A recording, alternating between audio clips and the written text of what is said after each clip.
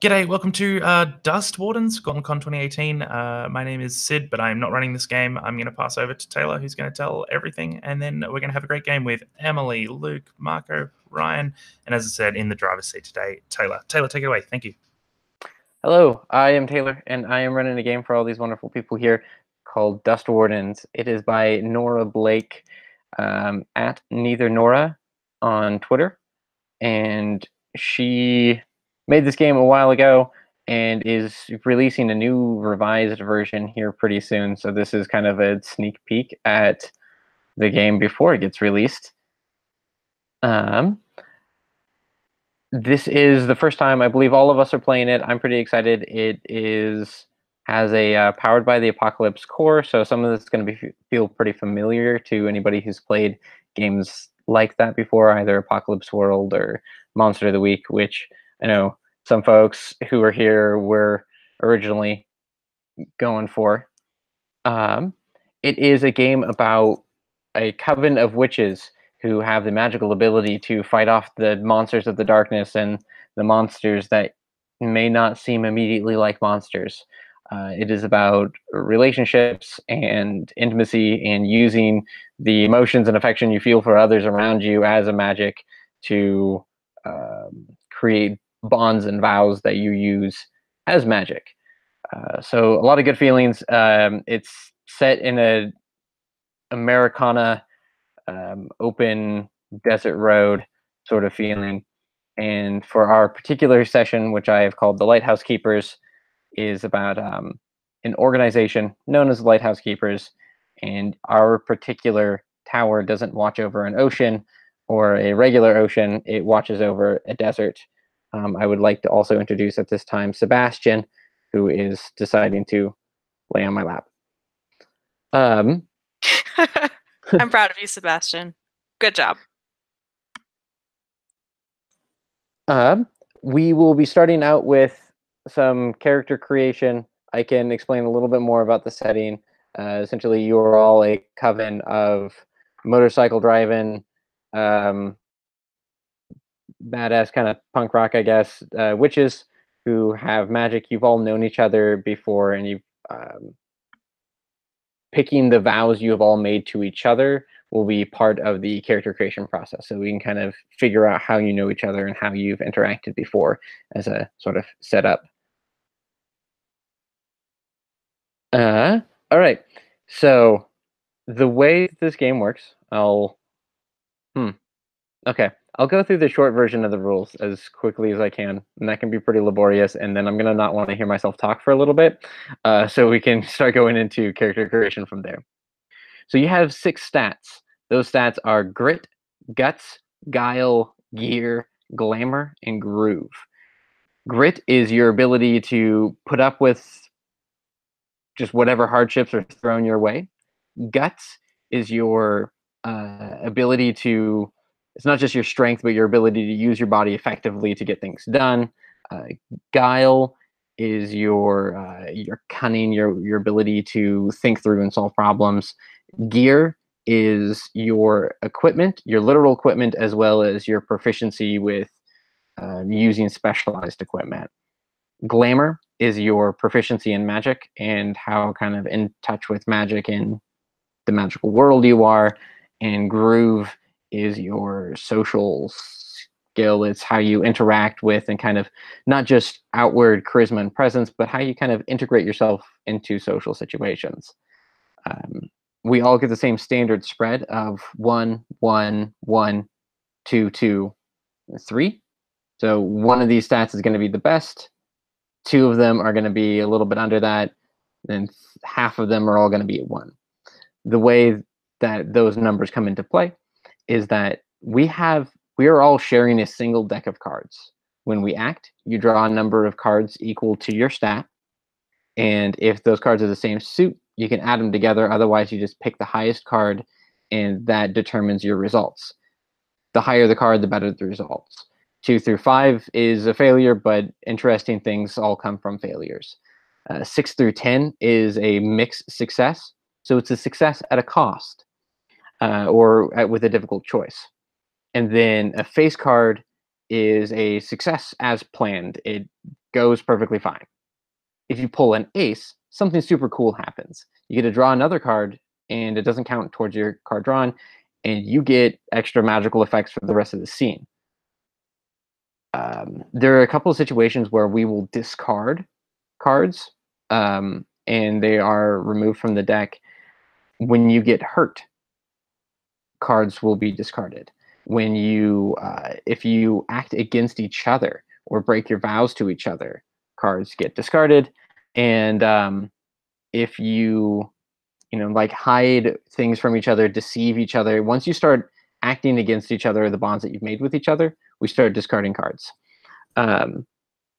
You also have the option to discard cards in overexertion, which will forcibly bump your success up. So if you need to succeed. Now, discarding is kind of serious because once our deck runs out, somebody dies. Death themselves, the avatar of death, shows up to collect you. Now, if somebody had drawn an ace, which is that special magical effect that kind of hangs on, you can discard that ace to stave off the harbinger of death come to take you away. But it kind of creates this, well, I've got my eye on you now type of situation. So there is some serious mechanics in there. There is some ability to reconcile. There's some ability to save each other and save yourselves. Healing is definitely a thing. There's ways to reshuffle the deck, shuffle cards back into the deck so it doesn't run out. So we're kind of playing against this counter. Now, because we're all using one shared communal deck, we're going to have to get a little bit creative with technology to get that workout. The question is, if it's a 52 card deck, it is a 54 card deck, including the 2 jokers. If possible, if we can't do the jokers on whatever site we're using, that's okay. Jokers don't count against whatever cards you're drawing. They just give me an opportunity as the director to throw a curveball into the situation. What we're using is only going to have 52 cards. So given our time constraints for this session, given that it's all new, I think we're okay without any sort of extraneous curveballs thrown at us all. And I think we can have a exciting enough adventure without them. I think I hit all of the main notes. There are a couple of basic actions that are available to everybody. When you describe your character as doing something that's kind of similar to one of those, I'll have you draw. And again, drawing is only occurs when success is actually in question, and a failure would be interesting and not just frustrating.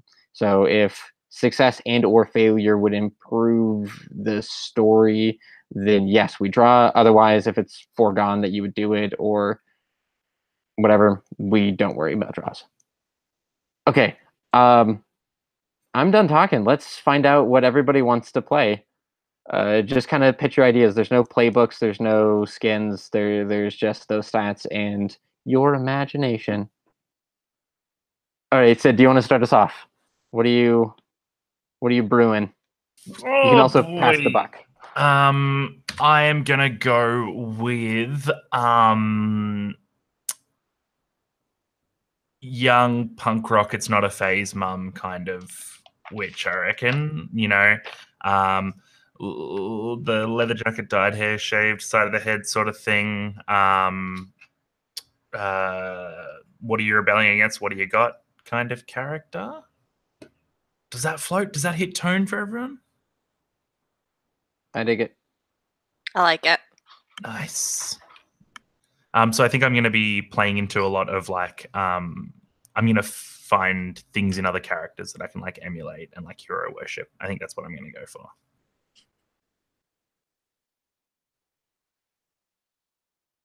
Okay, awesome. Jumping around, Luke, did you say that you had a character concept that you're hoping to play in Monster of the Week, and you're wondering if you can convert it over? Yeah, give me a moment.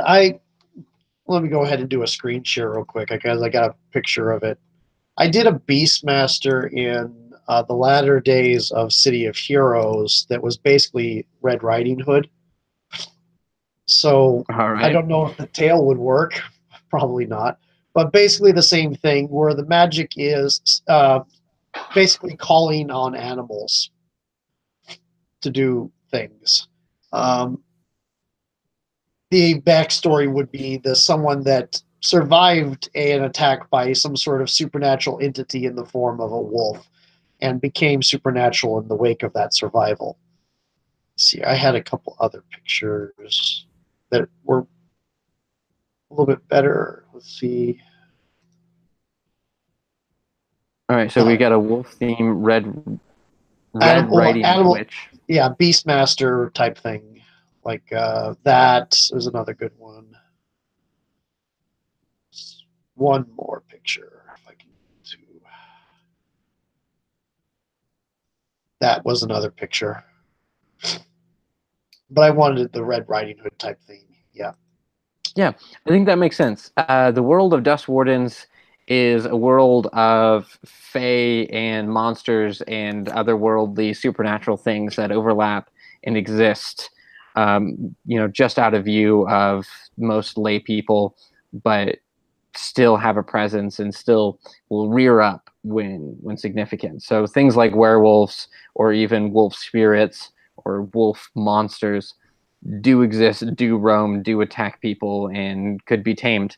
So mechanically, I guess if you want to say that your magic is all kind of translated through this idea of summoning a wolf, I think that makes the most sense. Animals in general, but yeah, animals in general. Okay. Yeah. Well, I'm going to think it's probably things related to wolves, so it's going to be ravens and wolves, basically. Okay. Yeah. So anything that Dracula may or may not be able to turn it into is your jam. Yeah, pretty much. Okay, I dig it. Eastern European nightmare creatures. Okay, I'm writing that down specifically. Emily, what are you stewing on? I was thinking I'd play like kind of like an earthier, hippie kind of lady, Stevie Nicks-esque. Okay. Like she wears a shawl and goes into the woods for a couple of hours and kind of communes with nature and comes back out. But also, I don't think she'd drive the motorcycle. She'd like ride on the back of someone else's motorcycle. But she's kind of like being the mom to everyone, maybe a little older than everyone else. That kind of character. Okay. Yeah, I really like that, and I like the kind of foresty, more like Wicca Earth Witch type of interpretation. I think that's she has a lot of plants. She grows a lot of things. Not all of them are for magic purposes. Like sometimes you just gotta grow some aloe vera, man. It's the desert. Yeah. And that's the only thing that I'll kind of bring up about that is because our setting is so kind of like plains, she might not get a whole lot of good solid forests, but I am imagining when she does, or when she can at least get a grove of trees, that'll be a good time for her. Yeah. She'll go out in the cactus. Same thing. Yeah. She has a sidecar full of little succulents. Yeah. Okay. Ryan, just kind of going in random order now. What are you thinking? So I was thinking, probably high grit. I was not sure what other stats I wanted to focus on, but I know what I'm about. Sort of like goth cowboy style, where, lots of black, lots of unnecessary Western motifs. Sort of, I don't know, Johnny Cash threw up all over me. Entirely necessary. Yes. You gotta have this many cow skulls on your outfit, or what's the point? Not actual literal ones, that would be heavy, but... But there's at least like one cow skull on the front of your motorcycle. Obviously. What's the point of a motorcycle otherwise? Alright, so kind of Southern Gothic, I love that. Yep. And then Marco, what are you feeling? I'm thinking like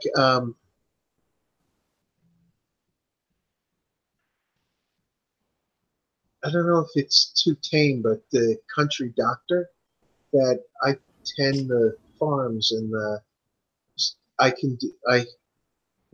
help the people and the livestock. Uh, that helps keep the community functioning. I think this group might need a little bit of tame. So yeah, I think that works super well, especially the kind of in touch with communities and community projects and stuff. I really like that. Okay. So these folks need some names, and then once we kind of come up with names, I think we've already kind of figured out some things. Emily's character rides on somebody else's car.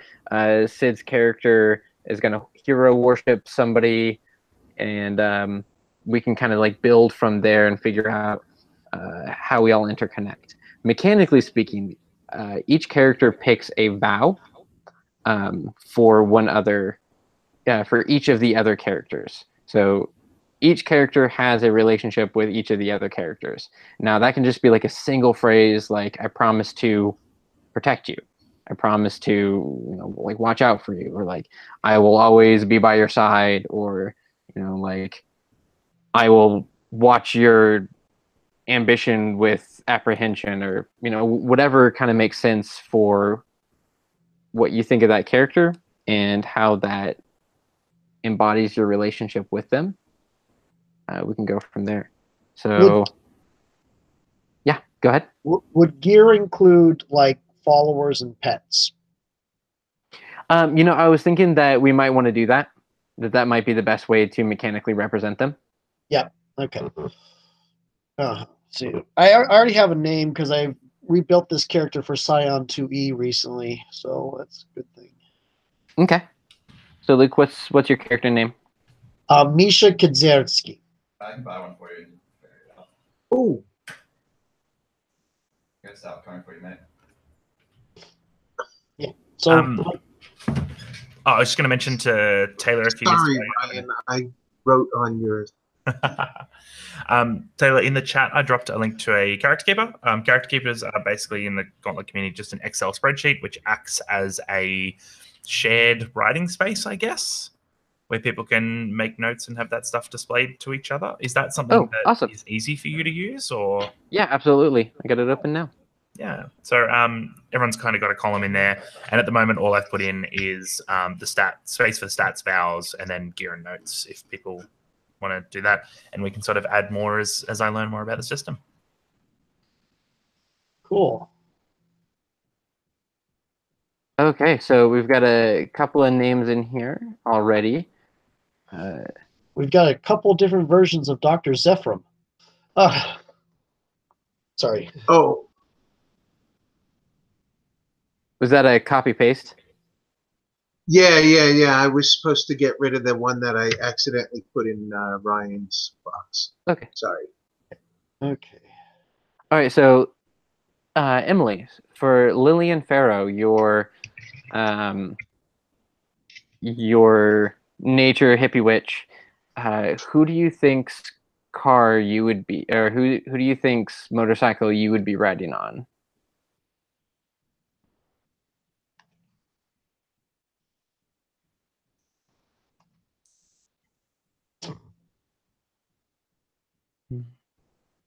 Emily, are you there?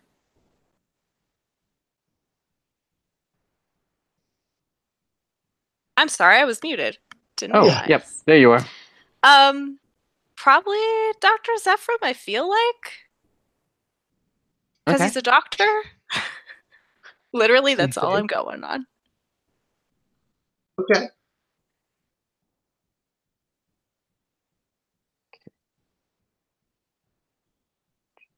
Zephram.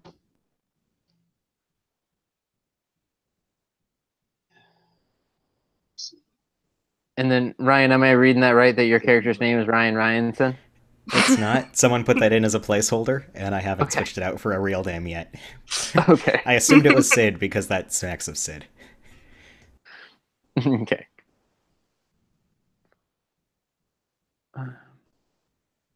Instead, you're playing Oh, I lost it. Blaze. Just Blaze. Jesus. Okay.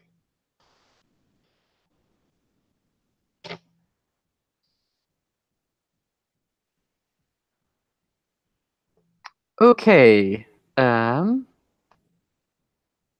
So I see you're still all filling in stats.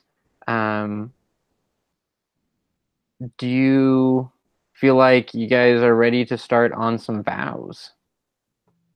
I think we can. Am I muted? No, you're not Oh. muted. Okay. All right, Luke, did you want to start us off with somebody? And we can do this like interns. You don't have to come up with all of your vows right now. We can. Right. Okay. So. Okay. Uh, well, Misha vows to find what you need. Who are you? Or Dr. Zephram, sorry. Dr. Zephram. Okay. Since it's supposed to be action based, not something you're not trying to avoid something, you're trying to do something. So, like, the idea is if he needs a specific type of herb or something to do some sort of magic, I'll try to track it down. Okay.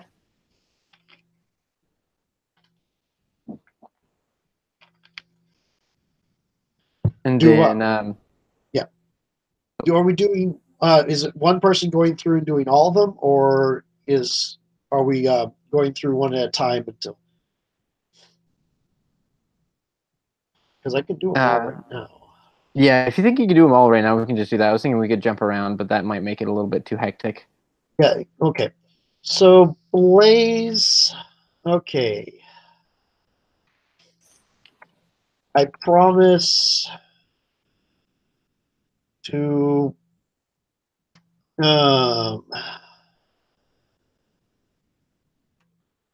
give you. No, I promise to come at your need. Say Beck. Lillian. Okay.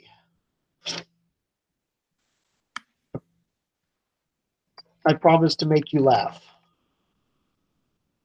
There we go. That's a different one. And Lupe. Gothic cowboy person. I promise to give you a kill. To give you my kill. You probably want some skins to do something with. There.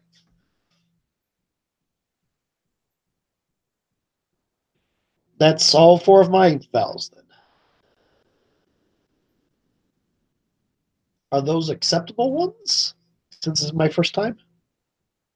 Since this is my also first time, then yeah, I think that sounds good.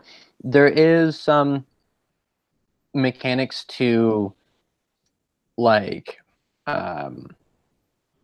breaking your vow, and I think that would be interpreted not as like Failing to do it, but failing to take the opportunity.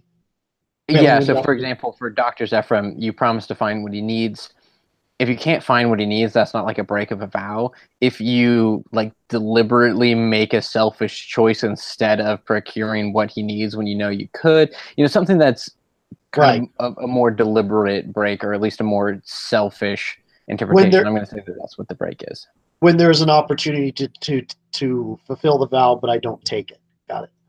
Yeah.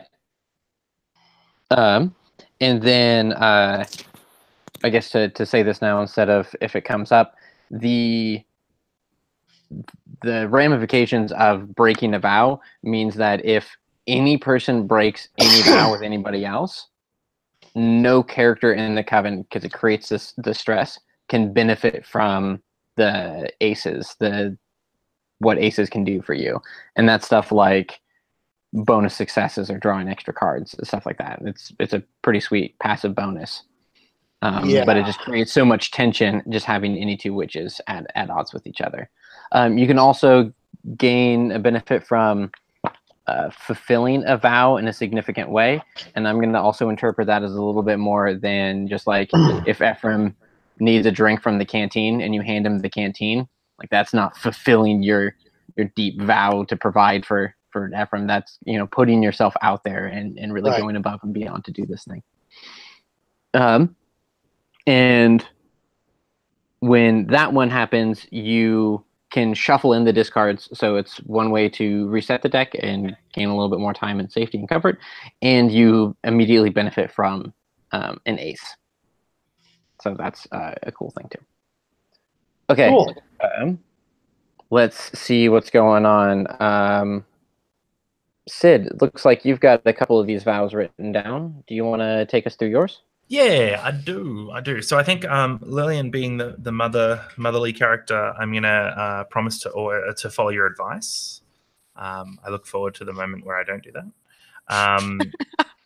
Doctor, I think because you're the voice of reason, I promise to you to keep my temper under control, which I have no intention of doing. And hey man, we're testing this, so I wanna see what breaking vows looks like. So, Misha, I think I'm going to promise to I'm going to promise like always take your side, and for Ryan, for Lupe, would I be able to get a what do you think? Like, where do you think I can bump into your character there? You're the one I probably have the least grasp on at the moment as a character. How dare you point out that I haven't established my personality or anything.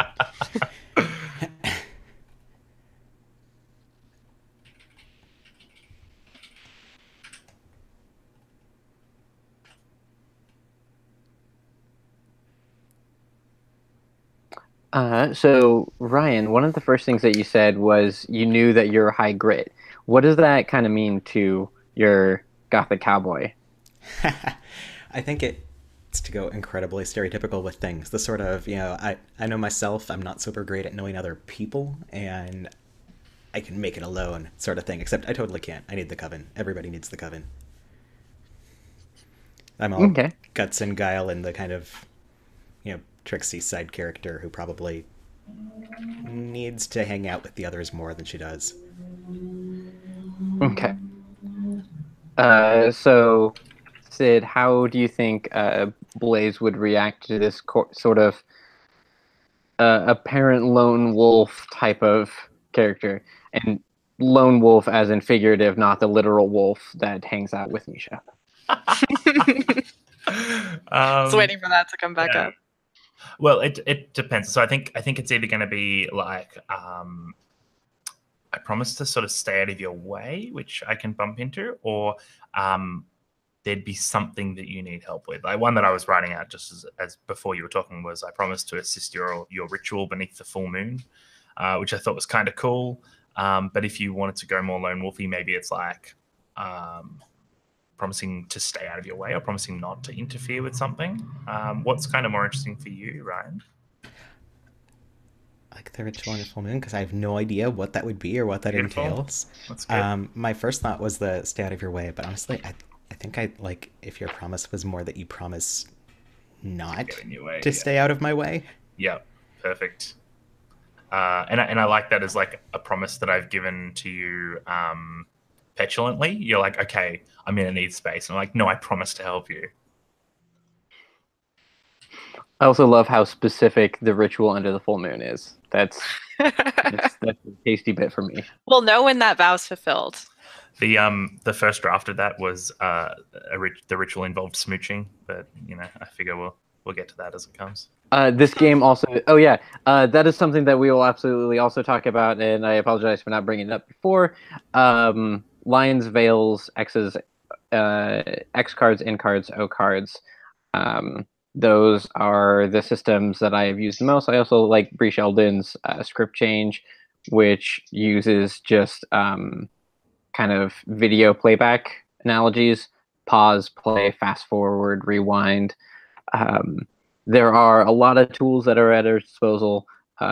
Please use what you're comfortable with, either by saying something, or you can put it in chat, or you can just like privately message me and just say, like, if it's something that you don't want to have at all, go ahead and X card it. You don't have to explain why. You can also say like, hey, let's slow down, or the in card, which is let's kind of take this slow and be aware of it. And if something's happening, like two characters are fighting and it's an intense situation, but both of the players are okay with it, go ahead and just say an O card, so we know that you're both in an okay space as players, even if your characters are at each other's throats. That's just kind of a good way to communicate that. So those are our kind of tools that we have. This game does involve like intimacy. It does, like, say healing happens like in moments of tenderness. It talks about vulnerabilities, and a major theme of this game is about people who might be prejudiced against, or surviving as a marginalized person.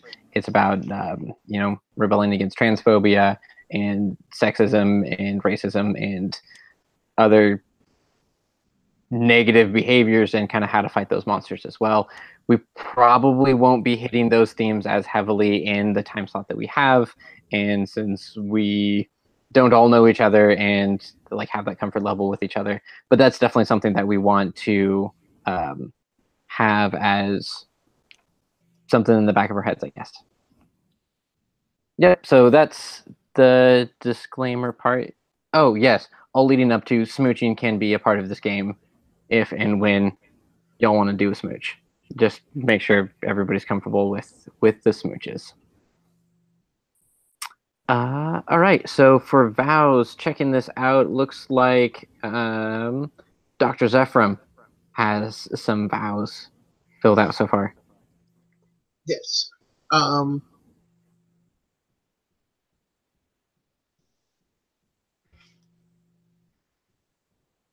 So to Misa, I promise to heal your animal companion. Yay! Blaze, I promise to heal your broken relationship with the Coven, since you've made it clear that you were going to. And Lillian, I will be there to get you where you need to go, since you said you were riding on my motorcycle. Nice. So I'm sure that'll never come in conflict with me having to do one of the other ones. I'm at a loss for Lupe, and I was hoping that somebody could help me come up with something.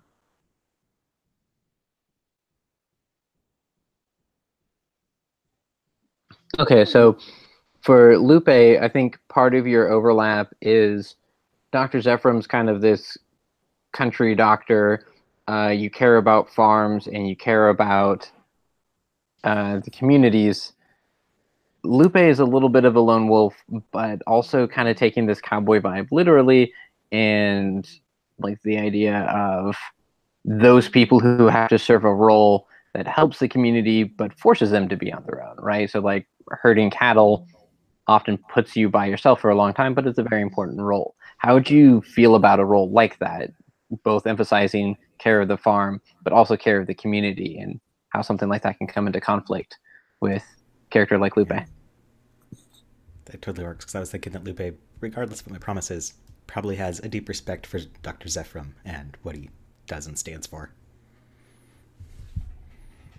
So when Lupe comes back from the range, I'll promise to make time and have a drink with him. I love everything about that promise. That's perfect. Very sweet. And plus, I I like- could be a drunken country doctor. Just a little bit of whiskey and moonshine solves what ails ya. Excuse I me. mean, it's Sorry about medicinal, that. so. It's medicinal.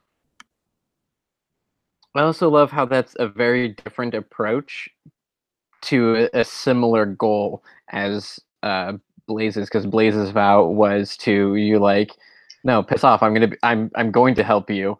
Where this one is like, no, you get your space, and when you come back, I'm here for you. I like that. It's two different perspectives of a similar kind of welcomingness. And that was all the vows for you. Yep. That's correct. I'm seeing vows filled in for Lillian. Oh yeah. Okay, so for Dr. Zephram, I think she kind of it's I promise to be your second set of hands, especially if he is going to start hitting the bottle. She'll be the steady pair of hands if necessary. Basically, she just wants to be as helpful as possible. For Misha, I promise to watch over your companions when you cannot.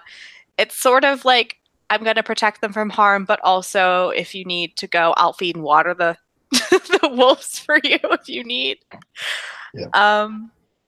For Blaze, I think she sees Blaze as kind of like a rebellious teen that she needs to help the most. So I promise to guide you. Please. She's going to try her hardest. Probably fail, but the attempt will be there. And then for Lupe, since Lupe is the lone wolf, quote unquote, she's going to sort of take it upon herself to be, if she has no other connection, to be the connection to the coven. Just going to reach out. Okay. I love how each and every one of you were like, ah, yes, a loner character. I will be there for you. You're not alone. Ever. Which I absolutely love because I'm realizing, oh, I'm basically just playing the livestock guardian dog from that one kid's book where they're like, but it's okay. She's a little wild sometimes. One of the other dogs goes out and makes sure that she comes back every time she wanders off. So I love that. Nice. So, Ryan, do you feel ready to take us through your vows? Sure, I'm still kind of filling him in a bit, but I know for Lillian, I promise to defer to you because I think I respect her as the level head of all of us. And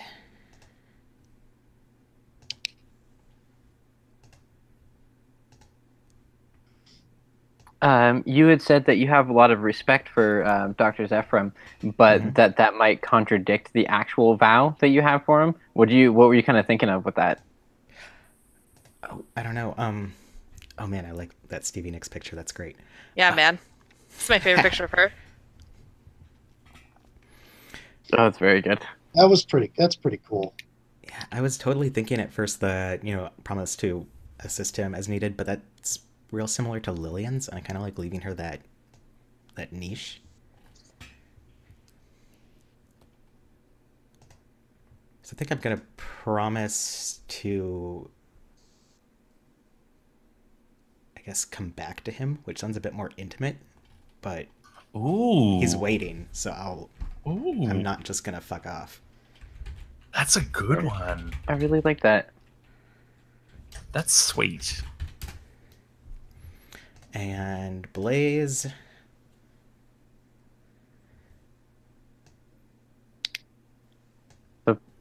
Blaze is gonna help you with a ritual under the full moon. You kind of seem to be like, leave me alone, and Blaze's response was like flippant in that she's gonna help you. So I guess what is your response to that, or I guess what is her vow a response to? My first thought for Blaze was just, I promise to rein you in, because she seems to have a lot of, teenage angst and feelings and whatnot, but I don't know if that works for you, Sid, or what you were thinking. Oh, I made a promise to myself. That doesn't make any sense. I should put one in for Misha instead. I really like that line, Ryan. I think it's fantastic. But I also trust you could write down whatever you want, and I would trust you to play an awesome game. So I promise to never tell them about the bodies that we hid. Oh my I god. mean, you could say like I promise to keep our secret or something like that, Yeah. because that's the kind of like ominous stuff that I love, and you guys can definitely play with. Because like Oh my god. I imagine a game like this, the plot is going to be about half what I set you to, and about half whatever you'll come up with along the way, whatever you guys discover about yourself. And since this is just a one shot that gives us time to really explore things and go wild with it, like I want to know what that ritual under the full moon is. I want to know what's going on with Dr. Zephyr's drinking problem. I'm going to want to know like how Blaze is, trying to bind or burn bridges here.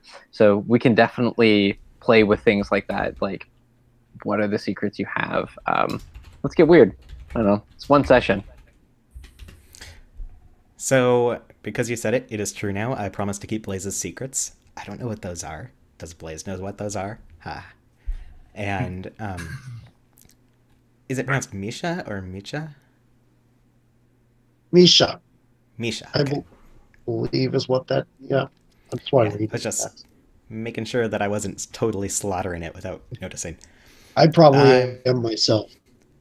As long as we're doing it the same way, with authority. Yeah. I promise to work with your pack instead of, against your group of odd animals. I will behave as part of Yeah. your swarm.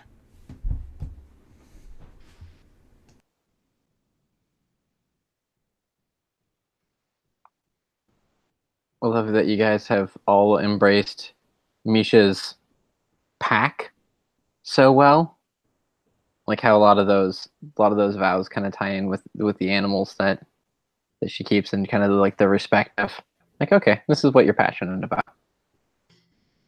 They're just They're- extra they're fa- dogs, really. They're family too. All right. Yeah, Are those all our vows? I'm sorry. Go ahead, Luke. I was like, Or- it's like I've been vacillating between one large white wolf or a pack of small pack of normalish wolves. I think I'll stick with the one large white wolf and 2 crows, and then the magic duster. So, What are their names? oh, I'm going to go with just a moment here. I'll come up with some names real quick. I need to look up some words. Sorry about that. Yeah, no worries. All right. So we have all of the vows. The thing for gear is you all start with. Let me get the exact wording on that. You guys are going to start with a couple of key items. It's not to say that these are the only possessions that you all own. These are just the items that are important to you and your characters. And if you've already read the gear and equipment section ahead of time, then you'll be familiar with this. But I am looking it up now so I can tell it to you. Okay, so to read from the text, Dust Wardens is not a game about inventory management. There are no damage rolls. There's no like weapon bonuses. You don't get like +5 to kill. These are more kind of thematic things. The examples that it gives is if you could call your character a gunslinger or a sharpshooter, you should probably give them a gun. Other than that, it's just you get to describe these items, you get to make them magical, you get to make them weird, you get to use a number of words to describe your items equal to your gear stat, and those words that you use to describe them are the truth of that item. So that Luke has said Misha's duster is magic, then yeah, it's a magic duster. We can kind of like figure out what that does, whether it's like a spawn style cape, or if it just always stays the appropriate amount of dusty. Like that's something that we can kind of explore and figure out. Okay. And I believe you also get a number of items equal to your gear stat, and these again are core items. It doesn't imply that your character is naked without them. I think we've all implied that there are 4 motorcycles between you, so that's a given.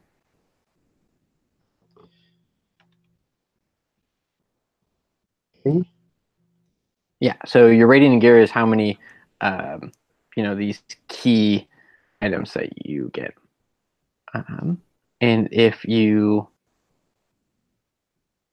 want to describe them, you can. Otherwise, we can start rolling into the actual play. Okay. So, if I have a gear of 1 and I only get to describe things with 1 word, is my gear list just like gun, hat, that kind of stuff? Or do I get like an adjective and then the noun? Gun, And then the noun. big. Gun, magnum. Gun, bullet. No, my Single list is bullet. That's it. Just Your you gear is got the bullet. one bullet. You keep throwing it. So according to the rules, it's your rating in gear is how many pieces of equipment you start the game with. So with gear 1, you're just starting with 1 key item. Again, it's not to say that you don't have other stuff. It's just like it's not an item. Your other items aren't ones that you get to describe with a very specific and powerful word. Yeah, and so you get 1 item that you can describe with 1 word. So you can be like gun, and then you can say like reliable, or I don't know, gun golden, or you can be hat and protective. Whatever you feel works.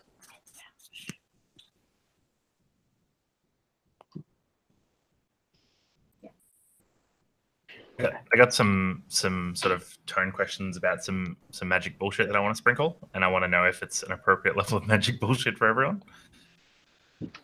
Yeah, lay it on us. I'm thinking of, because we're kind of going with this character of like being a young teenager and not really fitting in places.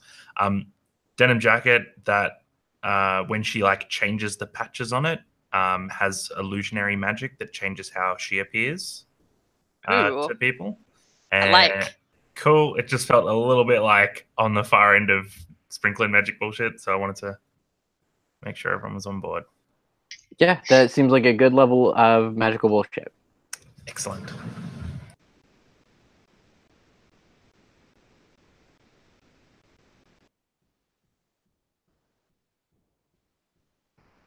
All right. Does anybody else have magical bullshit they want to throw out there? I have a shawl that I embroidered and is protective. Warded. Okay. I only get 1 word, so that's the word. Wow. Warded. Yeah. Yeah, I like it. Yeah, that works, and that works well as vague. We can kind of figure out what those wards are, how you got them, and when they come in handy. Okay. For the duster, I've got magic, alluring, and protective. And I'm thinking a lot of her, like different people have their items of power that they work with, and I think a lot of her magic will seem to come out from inside. When she if she summons a spirit or something, it'll seem to come out of the folds of the jacket. Okay. And yeah, that makes sense. And the wolf, I have great, wintry, and stealthy. And the crows, I have speaking, perceptive, and clever. And the crows are Mimney and Skepsy? Yeah. I literally just took the names of Odin's crows and put it in Greek. All right. But yeah. Not too clever, but it's still. It works. Hey, Loop, I got to hear about this gun you got. You can't just Tell us about the true gun. Yeah. As opposed to the false gun. The one true gun. I am a worshipper of the one true gun. Don't make it weird, Blaze. It's just a gun. Yeah, I've got a revolver, and I put in true, thinking, like true of aim sort of thing.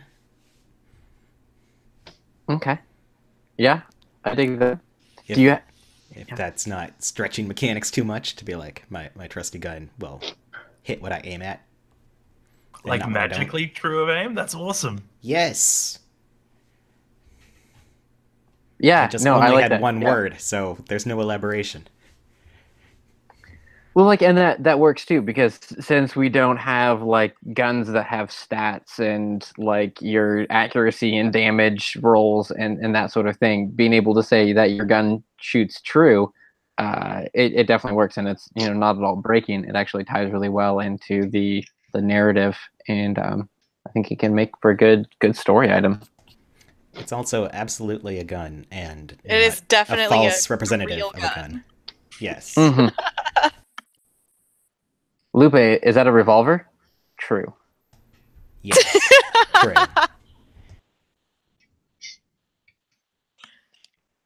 All right. And then Marco, Dr. Zephram has I don't know a if couple I of did cool that. things.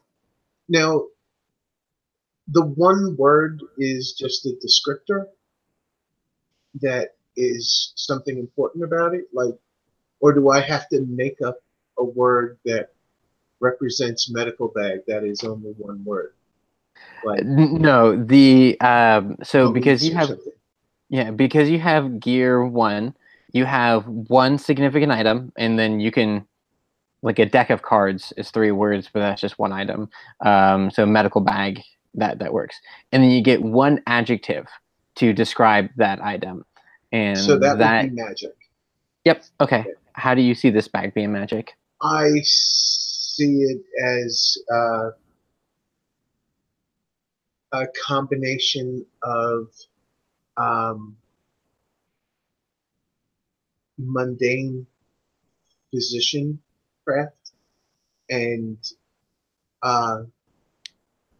whatever the magic is of this world. What is it? Spirit faced, or I don't know, but it's Yeah. that I'm able to do healing magic through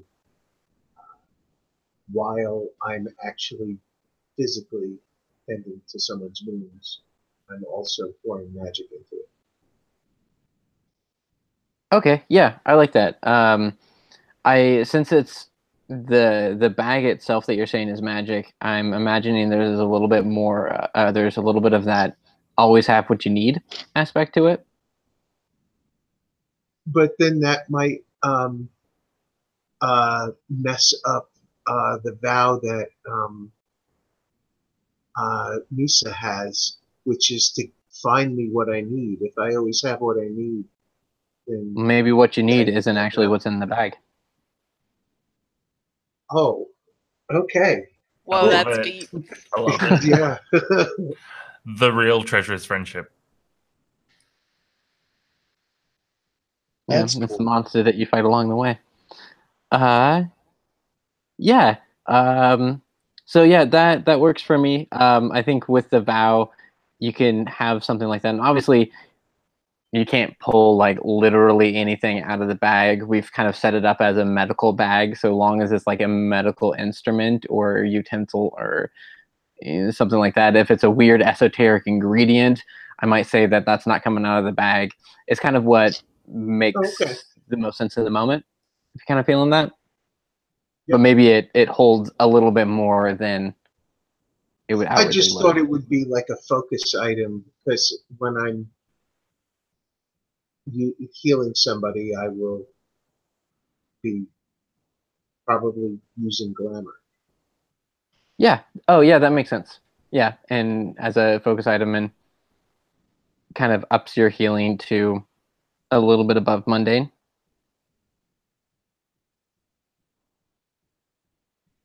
Okay. Okay. Works for me. Cool. Is that everybody's gear? I believe that's all the gear.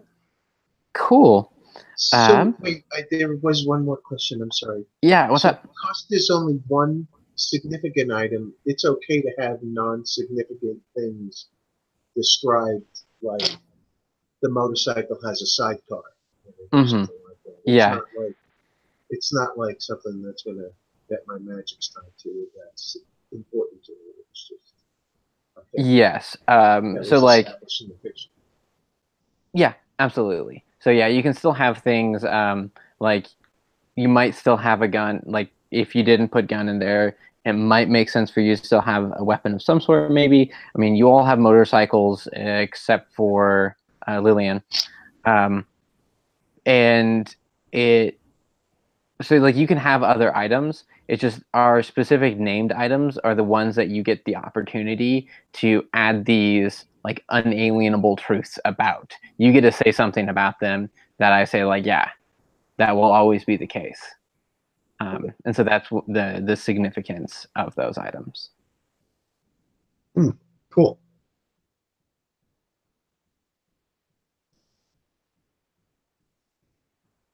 Yeah. So how are you all feeling about these characters?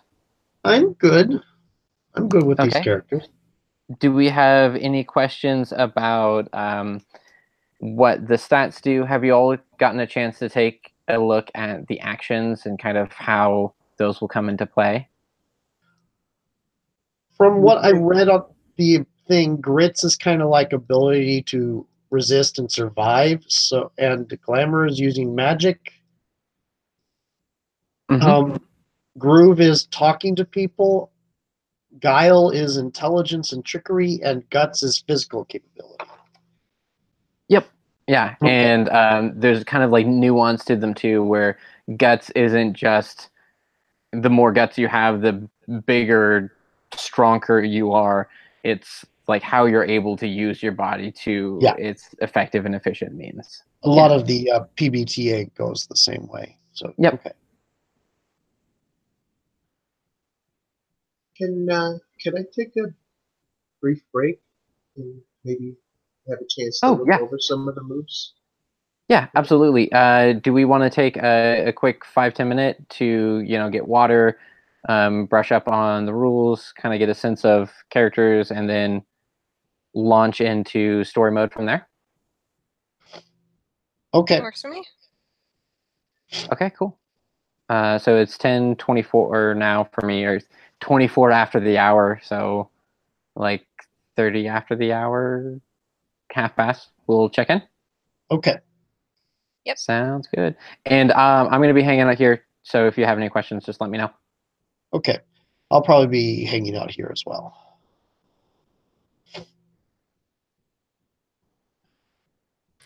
I'm just going to go put my kettle on and start to make coffee, and then we're going to chat.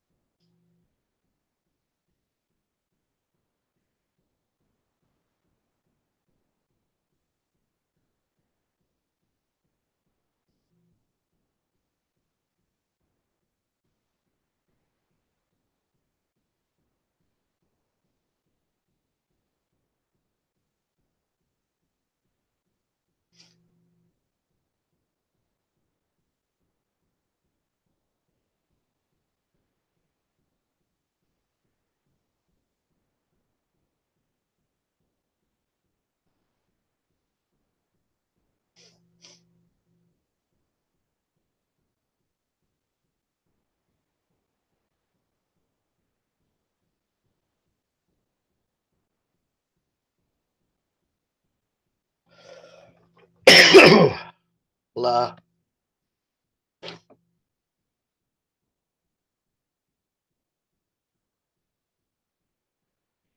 May as well mute myself.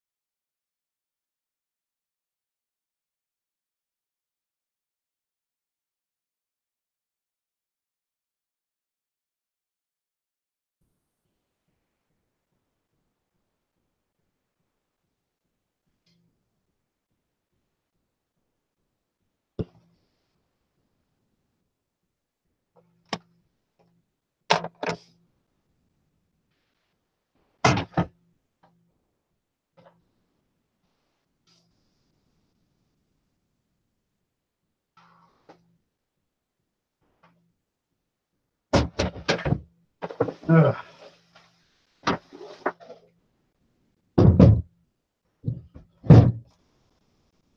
Okay, I'm back. I have coffee, and I've added aces to the bottom of the character keeper as well, so you can tick off when you have aces and stuff. Oh, awesome. Thank you. I see that as well. I walked over and grabbed a chair, so sometimes I'm going to be below camera if I'm getting tired.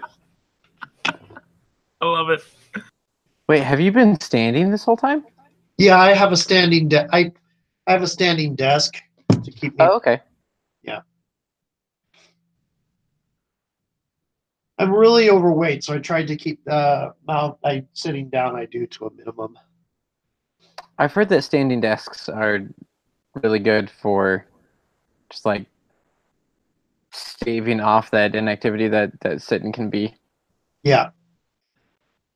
Now, if I'm doing something like transcribing a film, I go over to my other desk with my laptop and I work on it there. But if I'm doing online stuff, I usually do it standing up.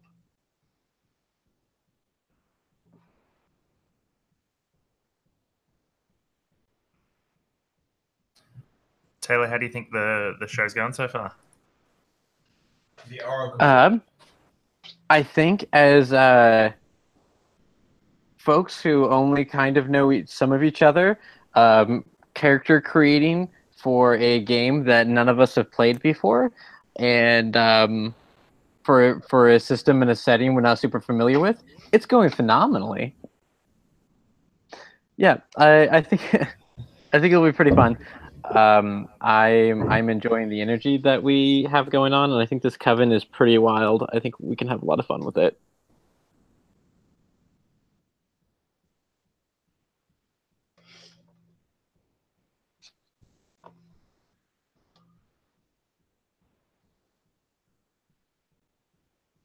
Okay.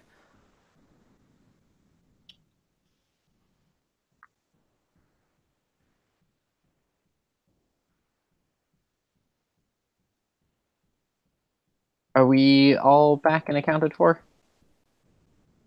Yep. The only one not on camera, so I'm just gonna. Oh, okay. Hey. Hi. I thought you just had Okay. a space tattoo. It's just like Yeah.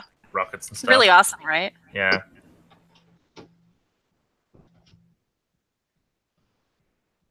Okay.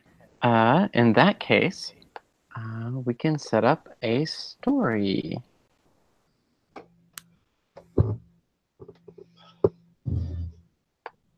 I realize that I didn't name my NPCs. I'm terrible at that. Yeah. I tend to keep behindthename.com running so I can make names quickly. That is exactly what I have right now. Okay. So, you as a coven, and this is kind of a setting that's independent from the book itself,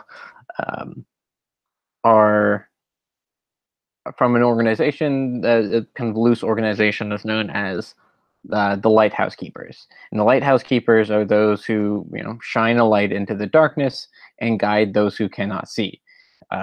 It is both literal and metaphysical in terms of you are those who can see and interact with, in a meaningful way, with monsters and the supernatural and the unusual and the unexplainable that exists in society, that haunts and plagues society in ways that the layperson doesn't necessarily understand or can't comprehend or reconcile with their day-to-day lives or don't want to, or yeah.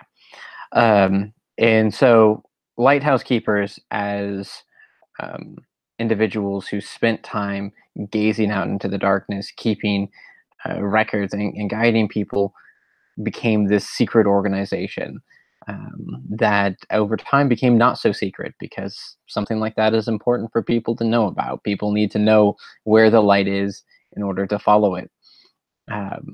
And as the literal sense, it only makes sense on coastlines. As the metaphor expanded, some of these towers were erected, and your kind of headquarters are in this alternate universe, Americana, Midwest, wide open, dusty roads, where it's ostensibly modern time, but there's no signal for cell phones. There's power lines that stretch, but there's towns that still use the central well instead of having running water, just because development hasn't caught up with all the little small towns and ghost towns and mining towns that dot these wide open plains. Yeah, I have driven through the Montana and Wyoming, that sort of like Badlands. It's kind of that exaggeration of the American Midwest. For those of you who have not been to the U.S. or aren't super familiar with that, if you've seen a Western movie, let's go with that. Otherwise, just kind of like whatever you're imagining in your head right now, go with it. It'll be perfect. It'll all come together. You're all stationed out of this lighthouse. For all intents and purposes, it looks just like a lighthouse, except there's no body of water anywhere to be seen. It's actually a very dry and dusty part of the country. But the beam still shines out into the darkness, and there is a particular swath of land that, never became fertile again after the Dust Bowl decades ago. It never welcomed life back into it. People who stopped to settle there, they didn't expand, and most people want to get out. The people who stay there are stuck there.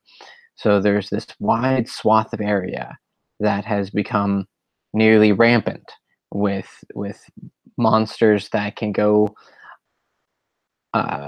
unopposed, who can go wild. But of course, there's very little to prey on, so it's not like there's an overabundance of monsters. Just it's a bit of a wildlands, and there's a single road that stretches through there. People have to come for miles if they're getting from one side to the other of this swath of desert. There's this one road that goes through, and you're the lighthouse stationed at the edge of it. So what you tend to find yourself doing on a somewhat regular basis is escorting people across this road, across the desert to safety, because they wouldn't be able to deal with the monsters and challenges and just hardships that the region has. And this day is just another one of those days. You have a small group of travelers who have encountered the road here. People don't always ask for your help, but you kind of know who's going to need it. We have a group of 3 individuals. Karen and Shiloh are in college. They have recently finished their undergrad and now are traveling across the country to go to grad school together. So they're just doing a cross country. All of their belongings are in the back of their station wagon, just making a long road trip. Then there's also another individual named Bernard. And Bernard is traveling alone with his dog. And his dog also has a name. And that dog's name is not that. That's my name. Dallas. It's weird when the random name generator gives you your own name. So Dallas is a very old, big, floppy bloodhound. And the kind that Disney would animate stepping on its own ears. And this group of, I suppose, 4, including Dallas the dog, these 2 separate groups happen to converge.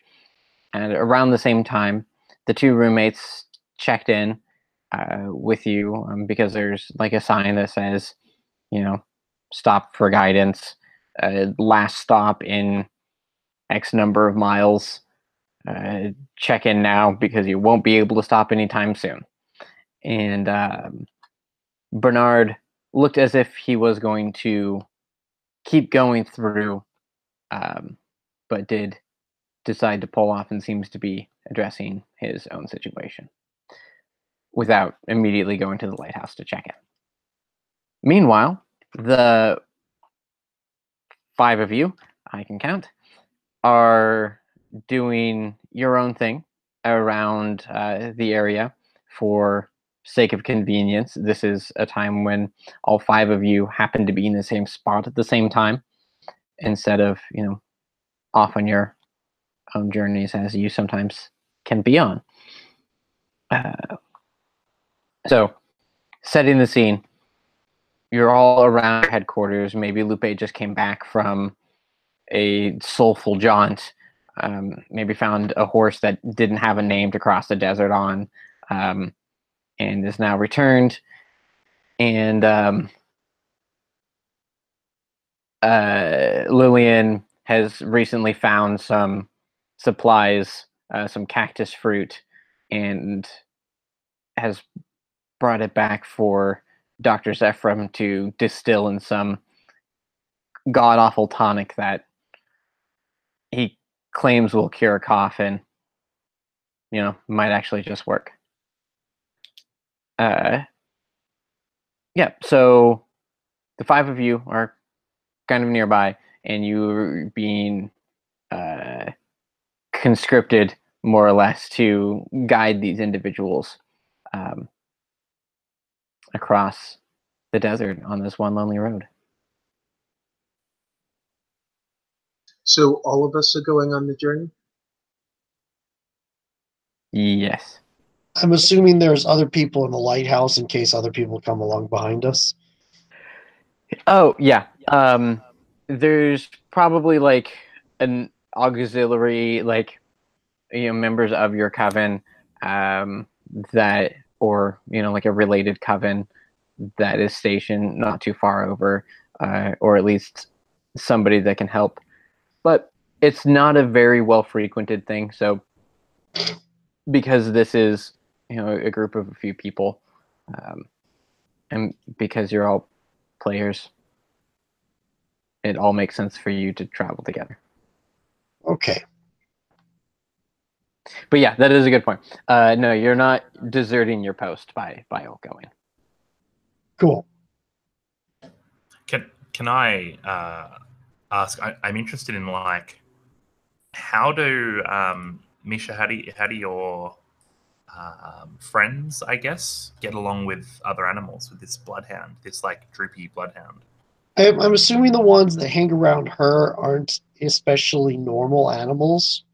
So I think they would get along fairly well in that they wouldn't go out of their way to hurt other animals, but that maybe normal animals might react to them with a little bit of caution because they're spirit type things. Is my thinking. Okay, yeah. Dallas the Bloodhound. Oh, thank you so much for the art. Yeah. Probably does some slow arcs at the wolf in the distance. The wolf is kind of hanging at Misha's side, and the 2 crows are on her shoulders.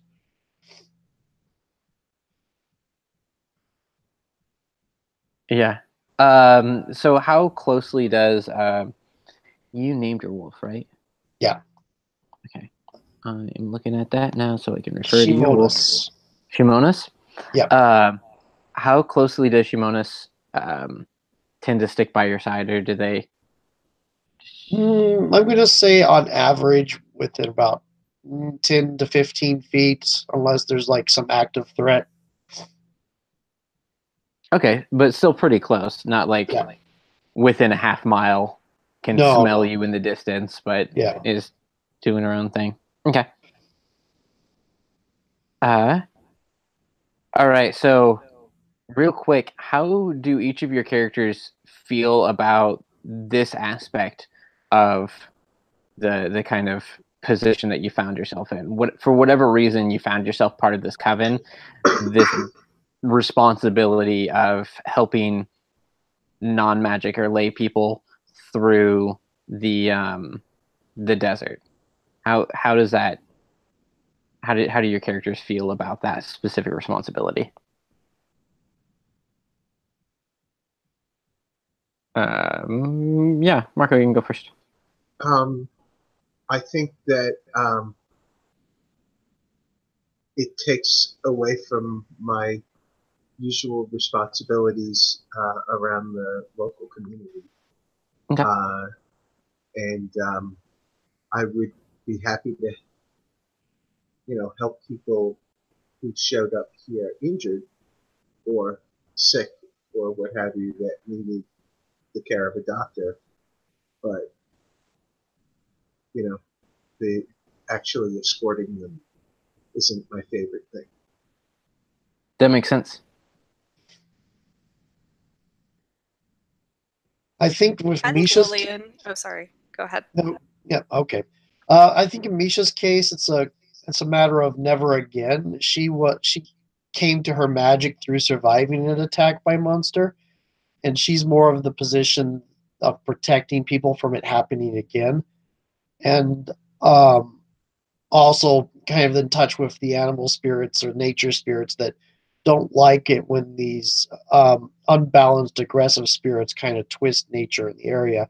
And the people that are going out into the desert doesn't have the civilization, there's less protection for them. So it's closer to what she's aimed at. Okay. Emily, what were you saying? Yeah, Lillian's pretty similar. I think that this is kind of like her place. Her job is to ferry these people and make sure that they're safe. And yeah, that's her whole point. Like the whole point that she's out here is to do this. So she's raring to go. She's like, I'm at work and I love what I do. So that's really interesting because Lillian shares Dr. Zephram's bike, and Dr. Zephram is very reluctant about it. So I'm imagining in many cases, if left to his own devices, Dr. Zephram would probably sit these escort trips out. No, yeah, she's trying to drag him along at any opportunity. Okay, that's great. Am I right, Doc? Promise to be my ride. I really like that. I like that there's that bit of reluctance, but it's almost like Dr. Zephram is more invested in Lillian than necessarily the people he has to escort. So that's why he's out there doing it. How does Lupe feel about these kind of forced interactions? Or do you kind of keep on your own even in those situations? I mean, this is what I'm for. I'm not here to chat with them and everything, but I am here to escort people across the desert. I mean, it's not all wandering off to find a horse with no name. I have a job to do. And nice. You have to ride through the desert. Yeah. On that horse. Yes, escorting people who have horses with names, probably. Nice. Okay. Yeah. And then that leaves us with our rebellious punk rock teenager. Who is Blaze actually a teenager? We've thrown the word around, but what was your intended age for Blaze? Yeah, no, sure, super happy with that. With her being a teenager, I think that kind of like somewhere between the 16 through 19 sort of thing. We'll see how much smooching happens as to how old she needs to be. But I think she acts like a lot younger than she is with that sort of stuff. And I think this is like her opportunity to not be like the lowest in the group. So she's probably the youngest and probably the newest and probably the most shaky on her magic in the group. in the coven, sorry. And so when she escorts people, she gets to like act tough and be like, you know, to these young college girls, she's probably like, "You sure you can handle it out here? You know, it's a hard life out here. Not everyone makes it. I kicked bodies into ditches last week." Yeah, and then when other people are gone, she's like, "I'm so scared. Please protect me." Nice. I love that she likes being around normal folk because she gets to be the total badass Yeah. to the normal folk, because when it comes to the other witches in the coven, you're still new. All right, yeah. And this is a decision you guys can make real quick as a coven. Do you tend to accept payment or anything in exchange for the service that you provide? Or are you altruistic? And there's no right or wrong answer here. This is just kind of up to you in how you want to fit that. You have to eat. I feel like we'd accept payment, but maybe not money. It's like a barter Maybe economy. maybe like seeds or food or stuff to help us at the lighthouse. Yeah, Nice. something I feel like to Lillian contribute. would accept money. Yeah.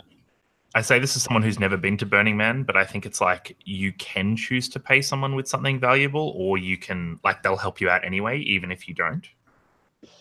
Yeah, okay. So I'm imagining there's kind of like leave something of value at the lighthouse, or just like we ask you to at least try to pull your weight while you're out there. If you can catch food, if you can do that, please do so. Like if you can stock up on water beforehand, do that. Otherwise, you're going to be that much more of a burden. But if you can't, then we're not going to abandon you. Okay, cool. Yeah, so you probably wait until, late afternoon, evening, because you want to do a little traveling during the day because of how hot it gets. It's not the summer. Let's say it's autumn, but it still gets so terribly hot during the day. It's getting much colder at the night, but nothing's freezing yet. And yeah, let's I didn't give my NPCs personalities. They have U of A sweatshirts on, so I know their personalities already. Yeah, to be honest, those images weren't necessarily what I was imagining, but that definitely sets Atham. I mean, feel free to delete them. I was just throwing people out. College students, and he is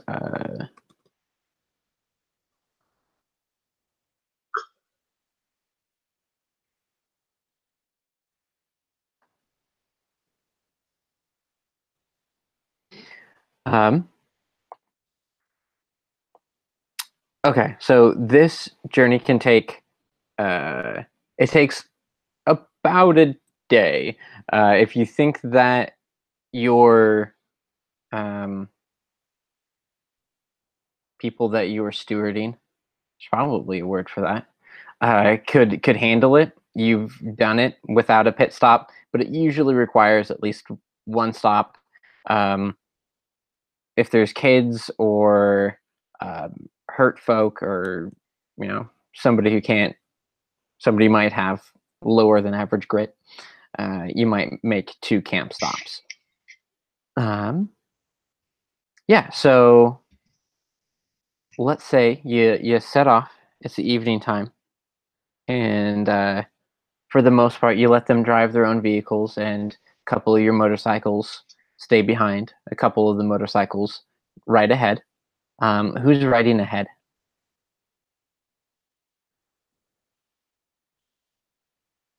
I feel like that might be. I will. Yeah. Okay.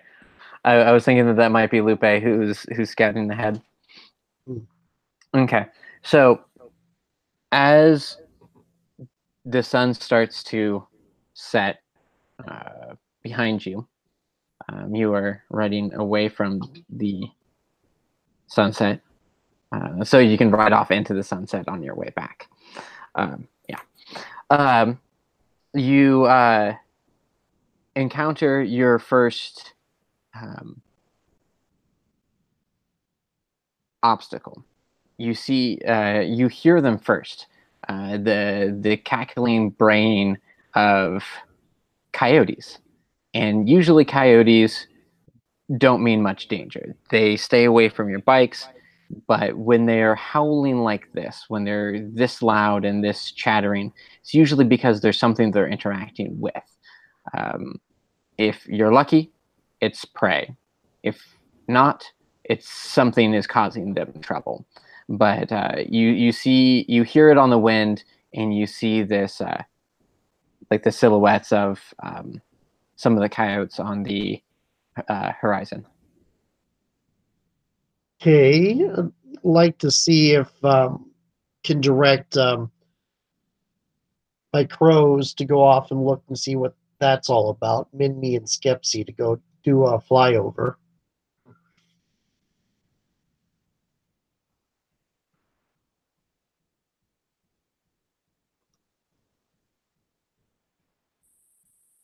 Okay, so the your crows take a swoop and swing on back, and when they do, they speak to you. I imagine they use kind of like not full sentences.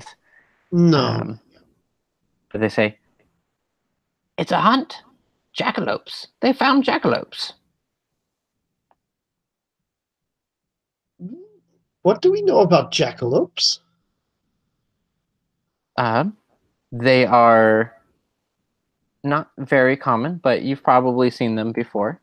They are little antler jackrabbits. Okay. I was wondering if there's anything more dangerous about them than the. I've heard the story of jackalopes before in real life. Just. So jackalopes are usually fairly good about not getting captured, especially by something so mundane as a coyote. But these coyotes seem to have a little bundle of jackalopes on the run.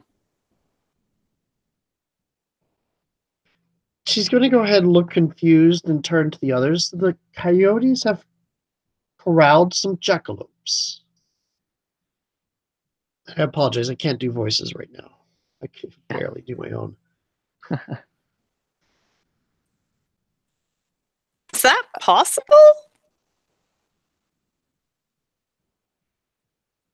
Can they be? I don't know much about jackalopes. They're not usually caught by anything normal?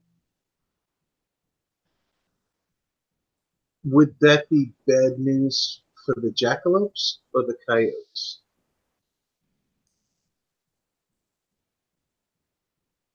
Are jackalopes able to defend themselves? I'm wondering if it's a bad omen. Out here, most things seem to be bad omens. We should keep moving in fast.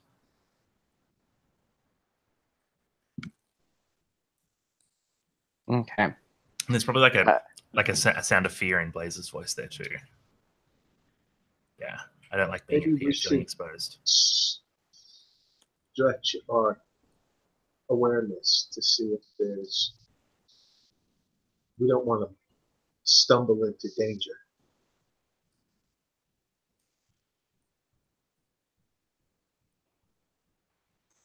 Can magic be used to get a better idea of what the true threat is? Like assess a bad situation.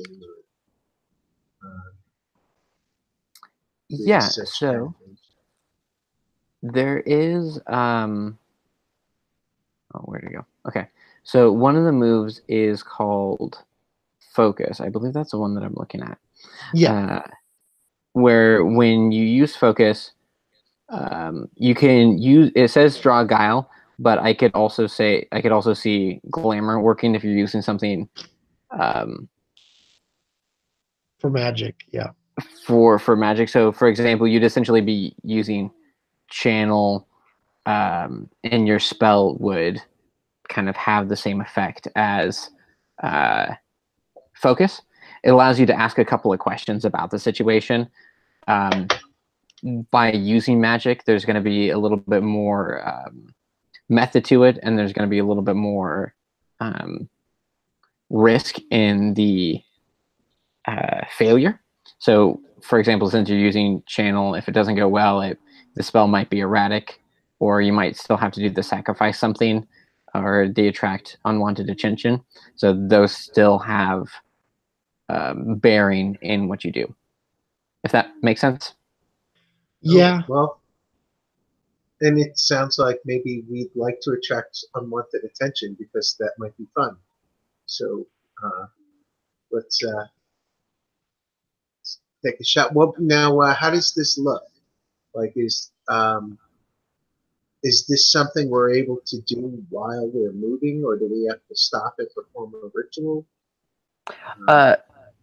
So there's probably a number of shorthand spells that you've all gotten practiced at while still writing, so long as you're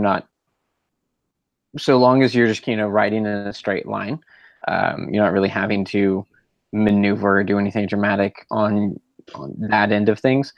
I would say that just kind of like scoping out a situation or doing like a very basic like hex or something like that, that's all things that you're comfortable enough doing on a motorcycle. I would say like a summoning or a large scale warding, those sorts of things that you would want to do an actual ritual for. Yeah, so I say this you don't need to get off your motorcycle for. And do I need to roll for it, or is this something that you think just happens? Yeah, since we're using magic, and you're trying to like ascertain more from the situation, and however that goes is going to kind of influence your future decisions. Let's go ahead and draw some cards. So, how many points do you have in Glamour? 3. Okay, so you draw 3 cards, and Sid, you might need to help us out with how this really deck easy goes. So, okay. Are you on the roll for your party page there, Marco? I am. Cool. Yes. Top line, you've got all the Ds, and then it says little uwu face, tokens, and then cards, and the boxes to the right of the label. So it's cards, and then in the box on the right, you put 3, or you put the number that you're drawing. And then the only other thing I want you to check is down on the bottom row, there's a thing that says enable hidden draws. If you don't have that checked, we'll all see it, and that's the outcome we want. So do not check. Do not have that checked. And then just on the left-hand side, there's a red button that says submit. If you click on that, it will submit. And we should see 3 cards pop up. Oh. Did that come up? I had it idle for so long. Oh, just refresh it. Yeah. Yeah, just hit refresh. It's a bandwidth saving thing because it's doing a constant refresh so that everyone keeps up together. Shane, if you're watching this, someone is finally using your card functionality. All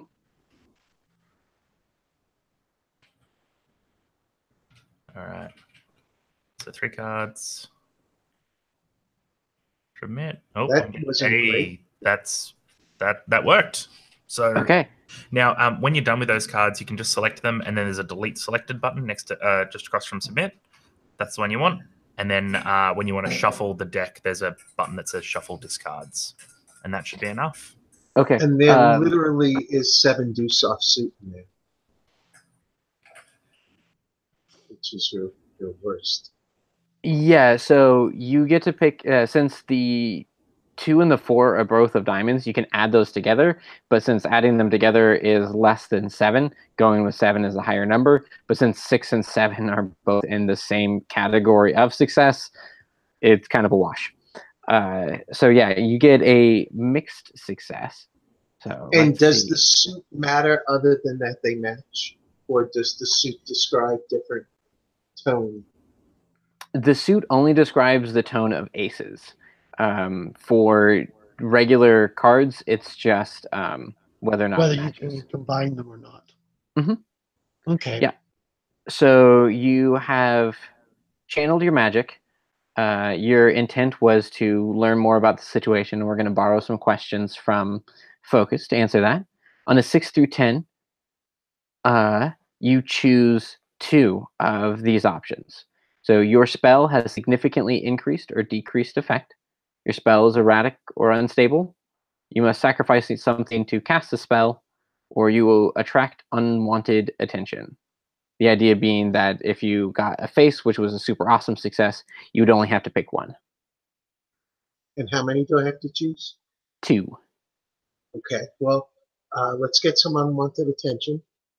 And, or wait, was it, I do not, let me find I don't know where the These are all focus. bad things. They're all Channel. bad things. So I picked 2 bad things. Yeah. So I want Unwanted attention. unwanted attention. Mm-hmm.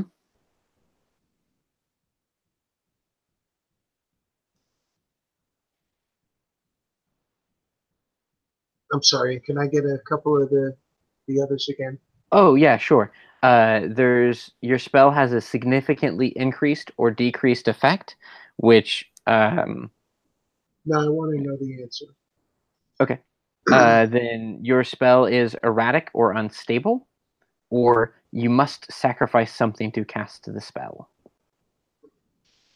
So what does erratic and unstable mean? Will I still get information? Yeah, Or so no might matter there what, you're be still some going to get. unexpected side effect or something?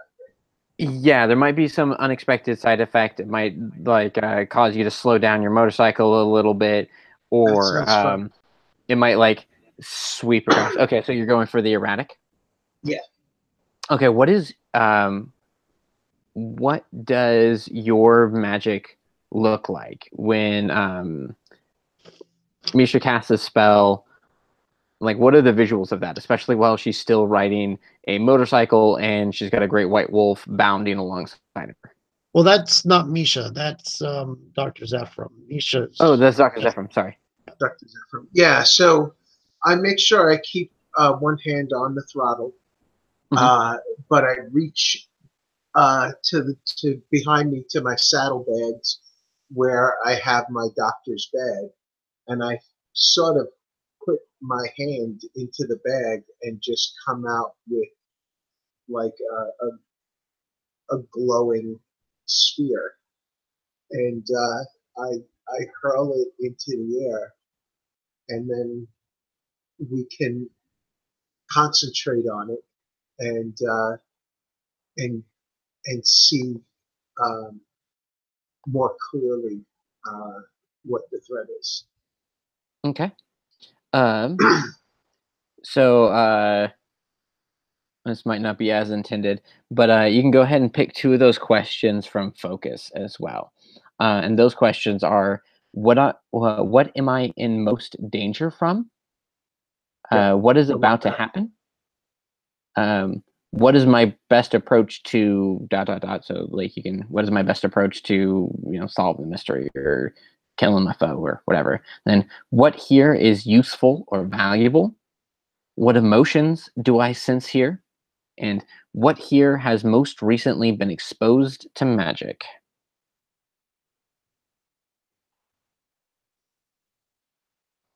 You said you did want the what am I most in danger from? Yeah, yeah. And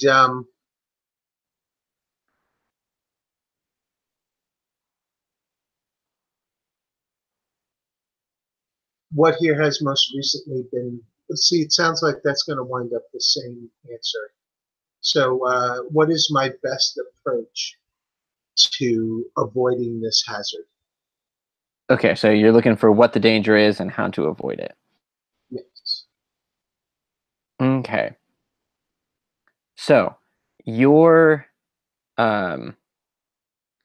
you launch your spell upwards and you sort of cast this shimmering light. that for a moment obscures the bright starry sky above you, and it begins shimmering this image for you about what is around, what the dangers are, and kind of get a sense of seeing beyond sight, what is around you. And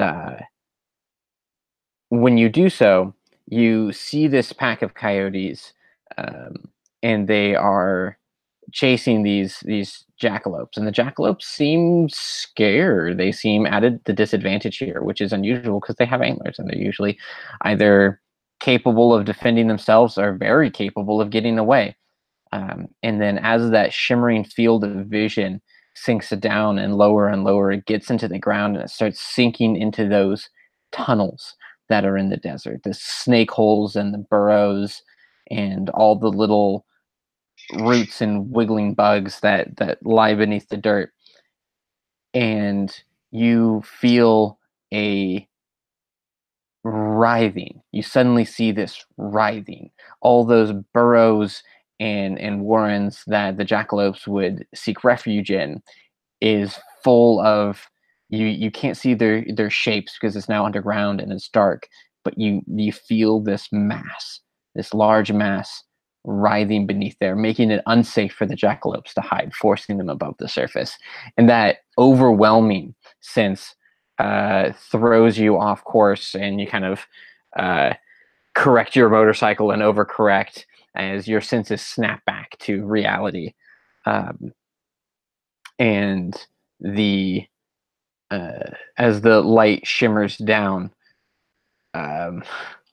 you kind of hear the change in the desert sounds. And even though your motorcycles are not quiet, they are mundane. And most animals, monsters, don't pay too close attention. But now with this shimmering magic, you feel like there are more eyes in the darkness set upon you. Yeah, certainly communicate that to the rest of the coven, even though they probably did not need me to do so. I also just imagine you all have walkie-talkies or something. You have some means of easily communicating between each other while all on motorcycles at Bluetooth various headsets in our motorcycle helmets. Yeah, that seems right. Earbuds, yeah. Yeah. They can even be enchanted earbuds if it's not techno. I imagine a little bit of both. You've had to make the enchantments Bluetooth compatible. Yeah.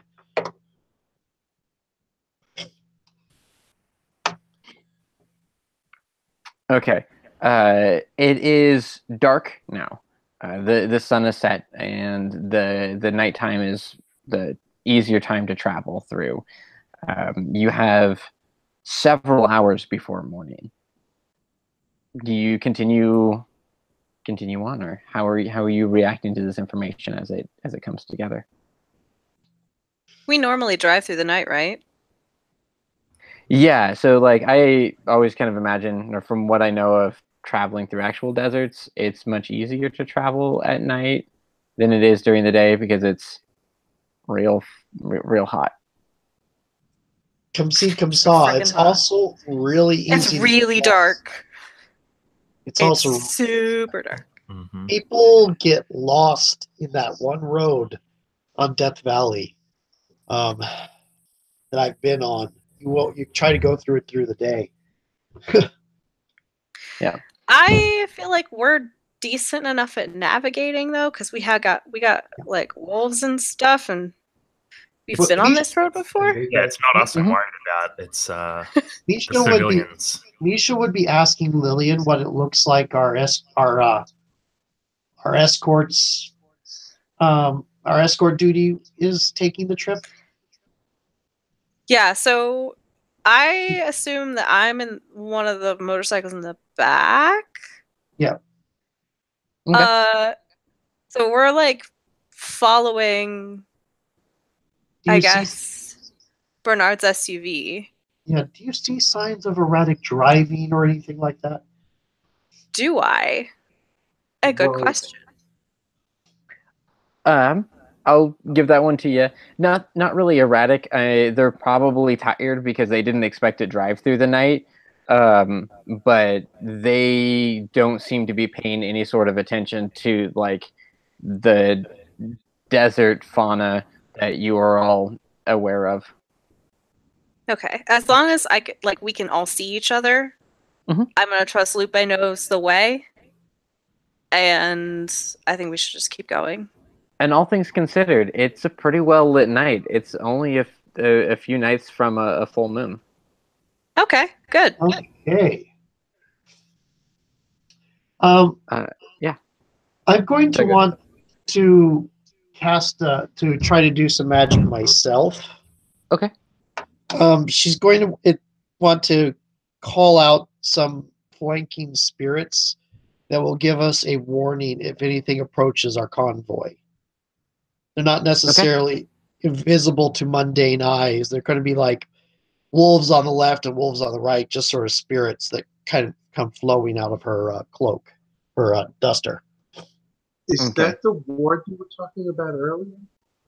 No, I don't have a ward. I summon spirits, and I have magic duster that helps me summon my spirits. It is protective, but that's mostly personal protective.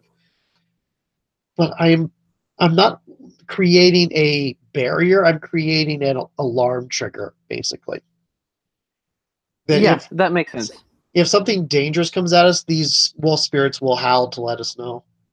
Yeah, and that's only kind of like mechanically speaking a step above having your crows fly and report back to you. So that also makes sense as something that you can do on your bike still. Yeah. For the sake of go on. Oh, go ahead. Yeah, I was gonna say for the sake of the gameplay, let's draw some cards. Okay, this is probably gonna be glamour since I'm not using my gear, not using my solid pets. I'm doing something different. Yeah. So two cards since I have a glamour of 2. Here we go.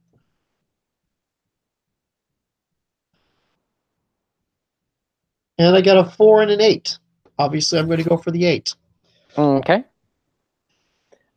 So on an 8, you get to pick 2 of those magic options. They're also all in the spreadsheet. Are they on the spreadsheet yet? They're on the chat, and I have the thing open. Okay, cool. So, okay. It's going to have either a significantly increased or decreased effect. I don't know which. I'm assuming the GM determines that. And I have to sacrifice something to cast the spell. I'm assuming it hurts her a little bit.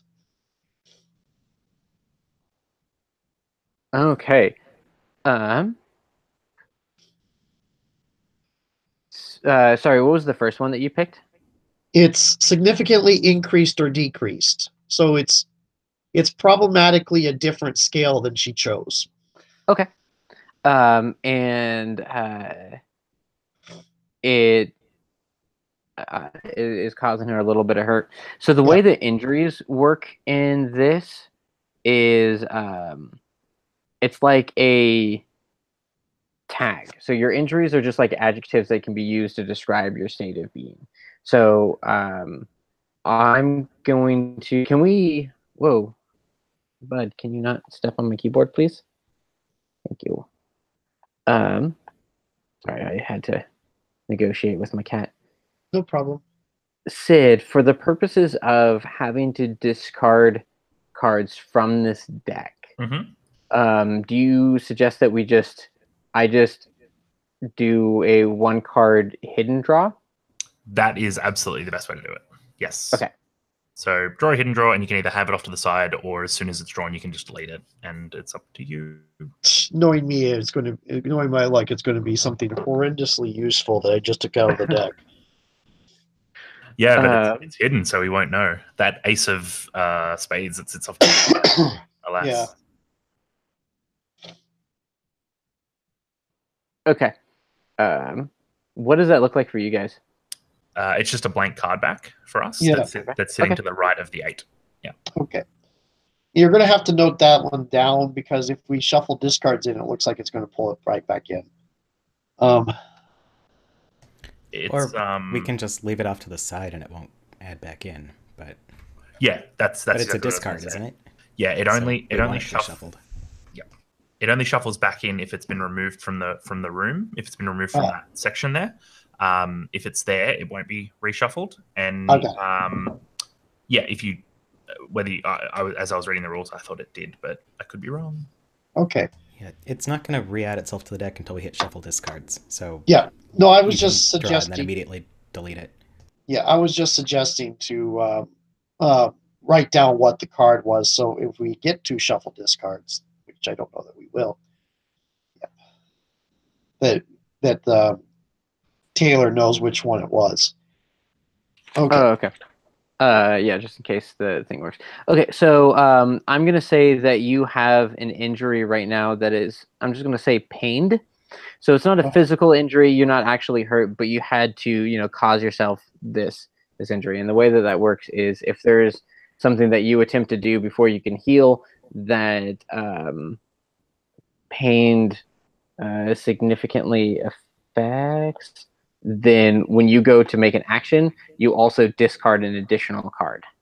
Okay, got it. And there is a brief phantom image of a wolf's head about her, kind of her coming out of her eyes. There's a glow, and you can kind of get a brief image of the wolf's thing coming out of her. And her cloak flutters in a way that's not just the wind from the motorcycle, and phantom wolves go out to flank us. That's rad. That's like an awesome album cover. Yeah, so your ghost riders, I guess, on the storm, if you will, go out and kind of start getting a scope of things. But when you kind of open that up, and what causes that extra amount of hurt in you that you're not really used to is more wolves start spreading out, and they start going wider than you're expecting. So it was significantly increased, and this range of wolves goes out, and for a moment you have that kind of like sense of security of like, okay, they'll let me know if something's wrong, and then they immediately start howling to let you know that something is wrong. Something is wrong. Yeah.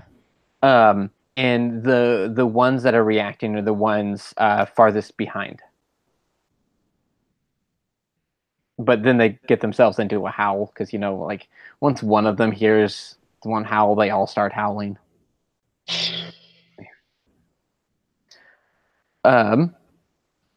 So, Ryan, I'm going to go to Lupe real quick because she's in the front.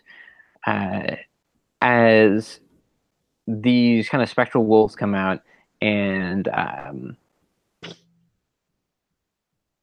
react, you can still see the coyotes in the distance, and you can still see these jackalope that they're going, but you're kind of paying attention to a little bit more of the minutia, and you begin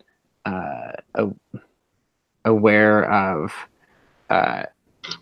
more of those subterranean animals that would especially be nestling underground now for the night as it gets colder, have not done so. So naturally burrowing animals, you're noticing skittering around a little bit more. And that means like regular rabbits going across the road. You see a little bit of like movements of like the shrews and the grasshoppers and the various naturally occurring desert fauna and or otherwise harmless supernatural critters are still out and about.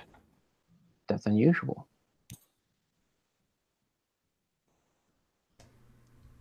So I'm definitely just keeping an eye on the fact that there's a lot of things out here that shouldn't be. I'm not sure if that's like a focus kind of thing, because I'm not sure how applicable the questions are to right now. But yeah, for the goal of keep an eye out for whatever is keeping them up.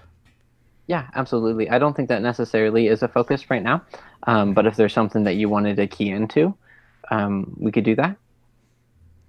Yeah, I think what I'm most interested in is if there's something they're sensing that I'm not, that's keeping them from bedding down normally. Okay. Was the I dropped my pen. Was the information of Dr. Zephram's vision shared with everybody? Was it? Marco? Yes, I had said that I shared it with everyone, even though I didn't actually think I needed to, that they were able to tune into what I was doing. Okay. Yeah. So over your magic and or Bluetooth comm things, you're kind of aware of this amorphous rising that's happening beneath the surface. Yeah. Okay, cool. Got it. I'm just going to keep carrying on then, because as long as we keep moving forward, then hopefully nothing's going to come of it, and there's not much I can do. Do I know of anything that would cause this? Any monster that would cause this? Tremors? Yeah. Sorry, Is it tremors? So like this is a world in which modern Sandworms media. from Dune? I don't know. So like okay, so the ideas of sandworms or tremors doesn't quite make sense in terms of like it's not too far off. Like none of you have seen sandworms, but you have all seen or consumed media that has sandworms or tremors. This is a universe in which the movie series Tremors existed. But that sense documentary. Yeah. Or it's kind of laughable. It's like, no, they got it totally wrong. That's not what the sandworms look like. They've got way more teeth. They actually kind of look like the robot fish from James and the Giant Peach. Can you not, bud? Oh goodness, you're just a big floppy boy. But that idea of snakes in the warren driving rabbits out as the kind of like first sign does absolutely add up, and it kind of like makes sense. So you're not sure what that would be, but the idea of snakes underground, whether we're talking about like a giant one or like a bunch of little ones or a handful of moderately sized ones, just yeah. Okay. That does kind of add up. Hey, Misha, what don't snakes like? What do snakes hate? Birds of prey? Okay. We might have a snake problem. So, yeah, I don't know if your crows can do much about that, but just be aware. I think that might be what's happening here.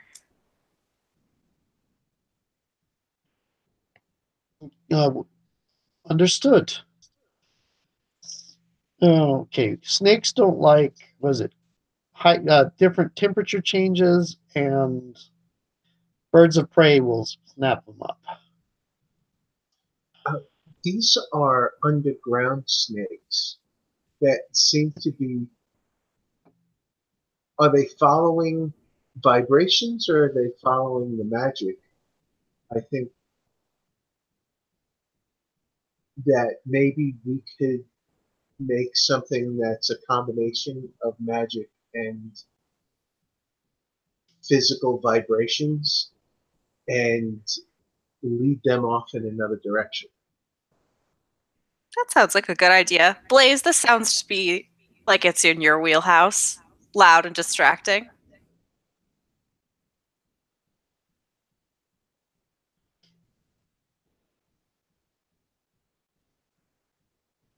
Sid? Are you muted? No, yeah, I started talking to myself, but I did a Ryan, I call that one. Yes, loud and distracting. I absolutely can, and I think that what kind of vehicle do we have that Shiloh and Karen in? Station wagon. Station wagon. Excellent. I think I lean back and I pull from inside my jacket a cassette tape, and I hand it to them. I'm like, I'm gonna need this on real loud, and I want this to be like I'm thinking like a magical tape that I'm gonna jam some like 80s metal vibes across the desert. Dio's Holy Diver. Yes. 100%. Yes. Rolling across the plains. And I imagine it's the kind of tape that, like, if I gave it to them and they were like, "Oh, we've got a CD player," you like put it up to the hole and it like shrinks itself in and like slips into the CD slot. Okay. For the sake of that visual, that interaction was gonna have like, we only have a CD player. Why do you not have like headphones or something like that? Are they young enough to ask what it is? God, what is? And they're older than Blaze, so it's like, what is that? You kids are too young to understand. You haven't seen the world. I've been to the kind of places where 8 tracks rule the land. Oh yeah, that's a tape. No, our car doesn't play that. Oh, it will. Trust me. Okay, our speakers probably don't go loud enough for you to. They will. Trust me. All right. And so they slide it in. This conversation's happening like car window to motorbike, like at speed, right? Is that what I'm getting? Yeah. Karen is driving, shouting over the road noise. Yeah, she's like not trying not to be distracted because she's like eyes on the road. She's probably like half a pot of coffee in and just trying to focus. Shiloh is the one that's talking to you out the window, and she's just kind of like leaning her head out and shouting. Yeah, so that whole conversation was shouted over road noise. Which I love. Which isn't too bad considering you're the only vehicles, but you're also riding motorcycles, and those are very loud. Oh, definitely. So what am I trying to achieve here? Like, what am I mechanically trying to achieve here? Okay, so you're trying to create a distraction for these snakes. That's loud. I guess my thing is if the focal point is coming from their station wagon, then how are you wielding that sound? Great question.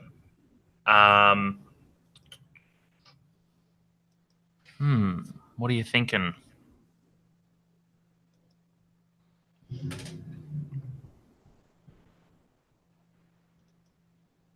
Is this like something that I can do by like as they put this tape in and they start to like accelerate ahead of me, I let them sort of get ahead, and I just like place my hand against the back of their station wagon, and like I'm skitching is the kind of term I want to use, like the skateboarding thing where you're riding behind the car. Yeah. So I'm just like holding onto the back of them, maintaining speed, and I've just like got my hand on the back, and I'm just pushing some sweet music spells through it, like some sweet amplification. Okay. So are you hoping this music will call the snakes or drive the snakes off? I think we're hoping that it drives them off, right? Like we're trying to make it a really unpleasant scenario for things that sense vibrations. You know, okay. Heavy bass, thrashing, drums, bad vibes. Sensory overload. Yeah. Okay. Yeah, I can dig that. So you're you guys have been doing a lot of magic. It's a magic game. This makes it's a very magic-y game. So yeah, let's go ahead and do a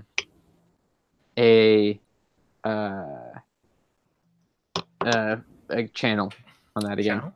All right.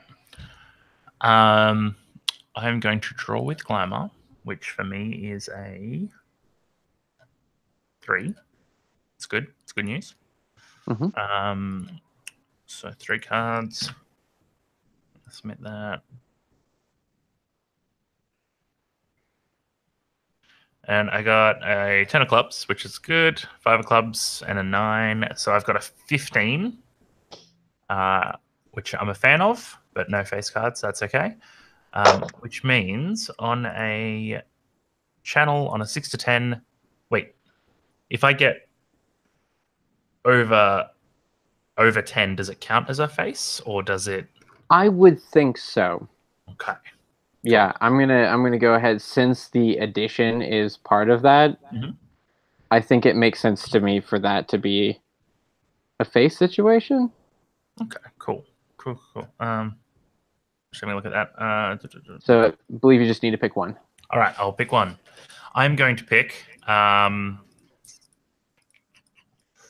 boy.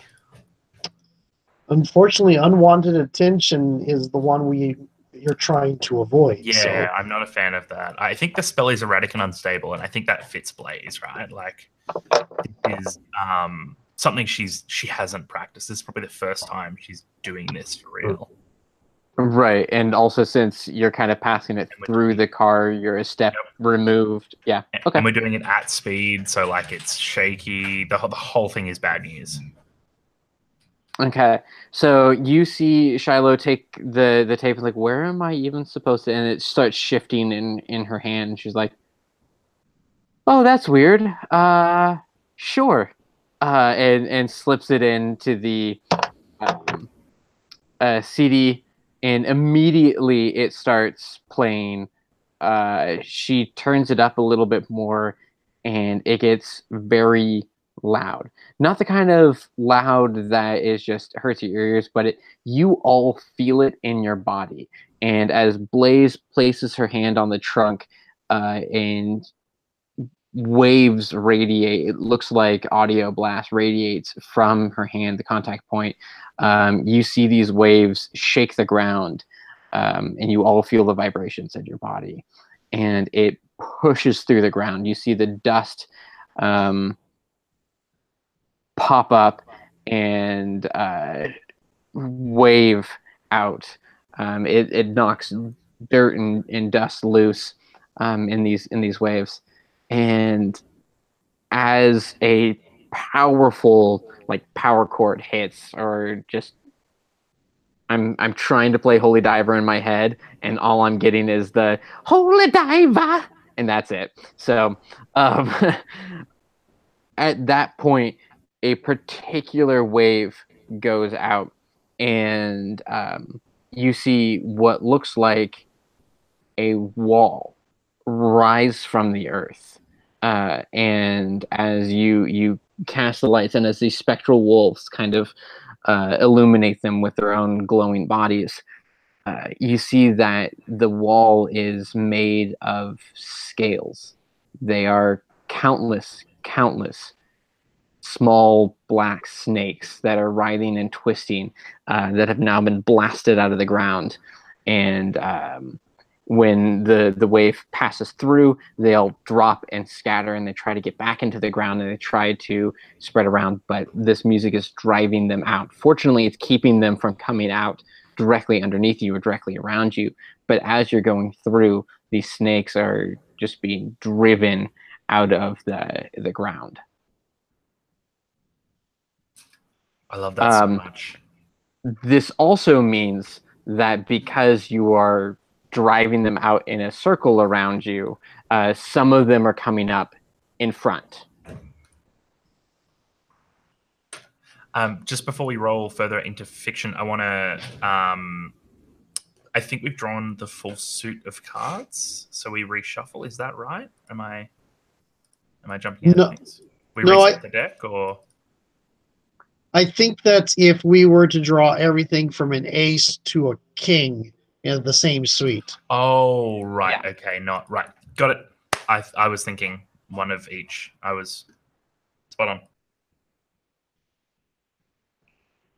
Okay. Yeah. So, Lupe, you become immediately aware of these snakes that are blasting out in front of you, and some are skittering and falling on the roadway. I'm just going, no, small snakes are not really easy things to fight with either a motorcycle or a revolver. I am gonna like wheel around and see if I can either navigate through them or carve a path through the snakes or something for people coming up behind me, because I imagine that hitting a bunch of snakes at speed on a motorcycle is not gonna be very fun. Yeah, that makes sense. So let's see if there's something that we can. So you are. Oh, but can you not? So I feel like this is a gear move because you are using your motorcycle, you're maneuvering with your motorcycle, and you are guiding with your motorcycle. And gear is one of my very weakest stats, so of course it's got to be the one I roll with. That works.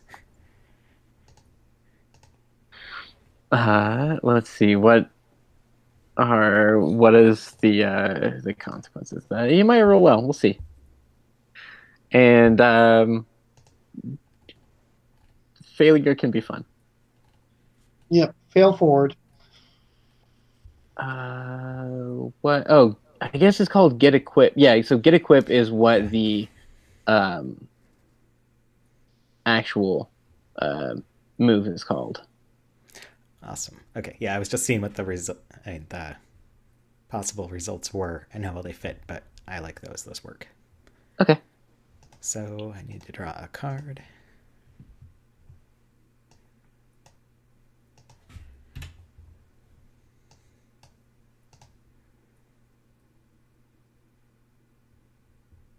Okay, so that's a 6, Okay. which means you can choose one. Either your motorcycle will require maintenance after this, or you draw unsafe attention to yourself. Ooh, okay. I wasn't seeing the unsafe attention. I'm going to draw unsafe attention to myself. Okay, so let me know if this works for you. You see that the snakes are generally staying out of the immediate radius of the song, but the song is only going to last so long. So you almost push right to the edge, trying to blast your own music. Maybe it's like a lower end version of like a magical cassette. It's just not amplified in the same way, or maybe you're just blasting your own music. And you are kind of shepherding the snakes away to make sure that there's a path, but that's creating more of the snakes to swarm around you as you pull them off to the edges and keeping them out of the immediate road path. Does that visual kind of make sense with? Yeah, what I you're like that. I'm snake herding, but the downside is that I'm also snake herding. Yeah. Okay. I guess. Do you want to build on that? I realize I kind of narrated for you, so I want to give you a moment to kind of explore that if you want to. And I also know you're very sleepy, so. No, that works. Also, I've got a cat now trying to sit on my keyboard, but Okay, they do that. Yeah, I think that covers it pretty well. But yeah, I'm drawing the snakes off, and it's awesome. Except that now I've got kind of a swarm of snakes around my motorcycle, and maneuvering is going to be harder. So I'm probably going to radio back that. Yeah, the music's holding them off. But how long is this song again, Blaze? It's about 4 minutes. Yep, 4 minutes and 32 seconds. It's the live version. Yeah. It's got the extended solo. Yeah. I'm going to go ahead and see what I can do to help Lupe in her situation. Misha's going to go point out ahead towards where Lupe is pulling some of the snakes off and send Shimonas over there to flank her, to protect her, and radiate as much winter chill as she possibly can. Oh, snakes hate Cold-blooded that. animals. Yeah. Okay. Yeah, so I guess that's technically gear. But that's not really doing anything too fancy. You're just kind of like telling Shimonos to be in a different spot. What I'm but kind of go putting it ahead. in danger so that it could still end up need maintenance as in healing later. Okay, yeah, I like that. So yeah, go ahead and give me a gear. Okay.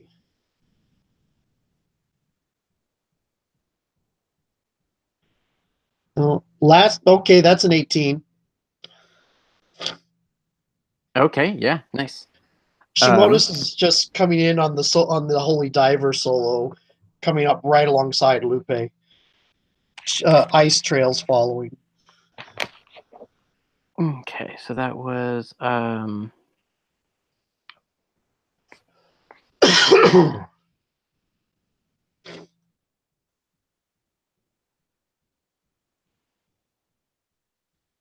okay. I am taking small notes too, because that's something that responsible people do, right? Lupe, when you see this wolf come along aside you, it is at first like you're comfortable with Shimano, so you don't have any like fear of the wolf. I'm imagining, but it's causing the snakes to funnel and concentrate, and this is when you notice something more unusual. That the way that the snakes are moving and the way that they're intertwined between themselves, it's almost as if now that they're above the surface, they're reaching out in tendrils. Like it's almost as if they have a shape. Like their snake bodies are writhing together to form a larger, almost recognizable as something animalistic or even humanoid with limbs and structure just composed of a writhing of snakes. And they are trying to get away from you. They do not seem, at least the ones that you are specifically interacting with, they don't seem to be menacing you specifically. They're just kind of like, there's a lot of crazy sound around. There's this giant wolf. There's like crazy ladies on motorcycles going around. But they're just being driven from the ground, and they kind of form these shapes of reaching out, almost arms, almost hand-like, as they get out of your and Shimonis's path. I'm definitely going to radio back that, yeah, we don't just have snakes, we have, like, snake swarm. It's acting like one being. And I'm going to, I think, like, ready my revolver to take a shot at one of them or something, because, I mean, they're trying to leave, but also, is this the sort of monster thing that we look out for in the desert? Like, snake clouds? Or is this a natural sort of occurrence? Snake clouds don't often show up on the weather report. So the way that monsters in the supernatural work in the setting is that there are absolutely weird monstrous things that are normal, like animals, where like you can see a horrible monster like trudging by, but it's not evil. It's just a big weird monster, and if you give it space, you don't have to go kill it. But there are also, deadly creatures that will try to hunt you, and so you kill them to protect yourself. You probably haven't personally dealt with giant snake swarms. This specific occurrence is unique, but you've probably dealt with enough unique occurrences of like the closest thing is probably a locust swarm that maybe at one point looked like a face. Or something like that. As you're like thinking back a couple years ago, there was that crazy locust swarm that like opened a mouth and kind of like ate the church or something like that. But it had something to do with the priest there committing crimes on the side and using the church as a front. So like that was last session. Remember? No. Yeah. So there is definitely similar precedent to occurrences, but you ain't ever seen snakes twist themselves into people shapes. Yeah, that's pretty weird. So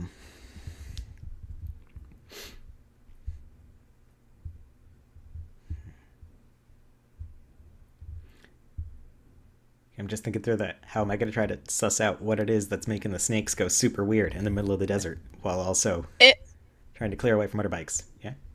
What's up, Emily? It's like getting out of the way, though, right? Yeah, they seem to be trying to stay out of our way, or at least out of Holy Diver's way. Okay, so just Can I like pat Doc on the shoulder and tell him to pull up next to the station wagon so I can holler inside. And if he does that, I will tell him to roll the window down and lean in and shout inside like, just play it on repeat, ladies.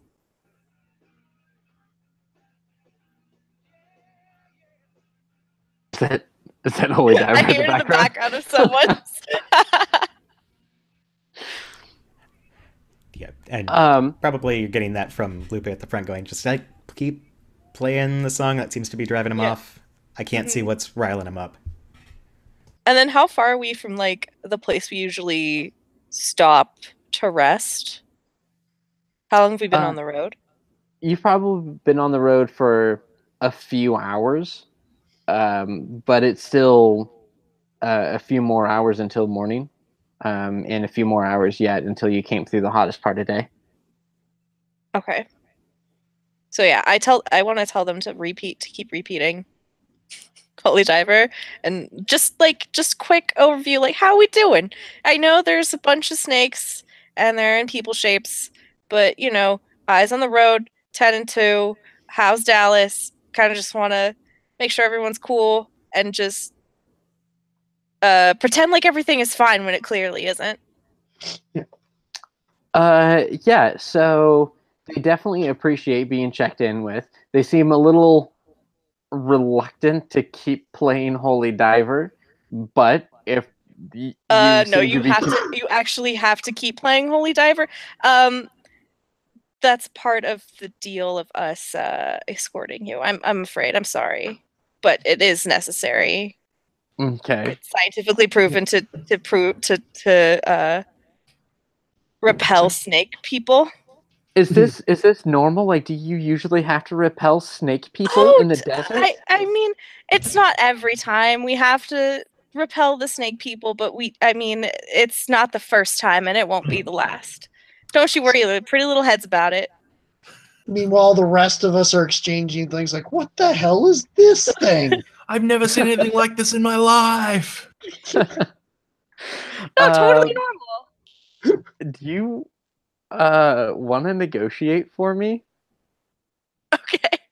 'Cause Is that Groove? Yeah, that's Groove. All right, sick. That's what I was trying to do. Yeah. Which is one of the reasons why I asked you to tell us how the people were doing in the first place, because you have high groove. Yeah.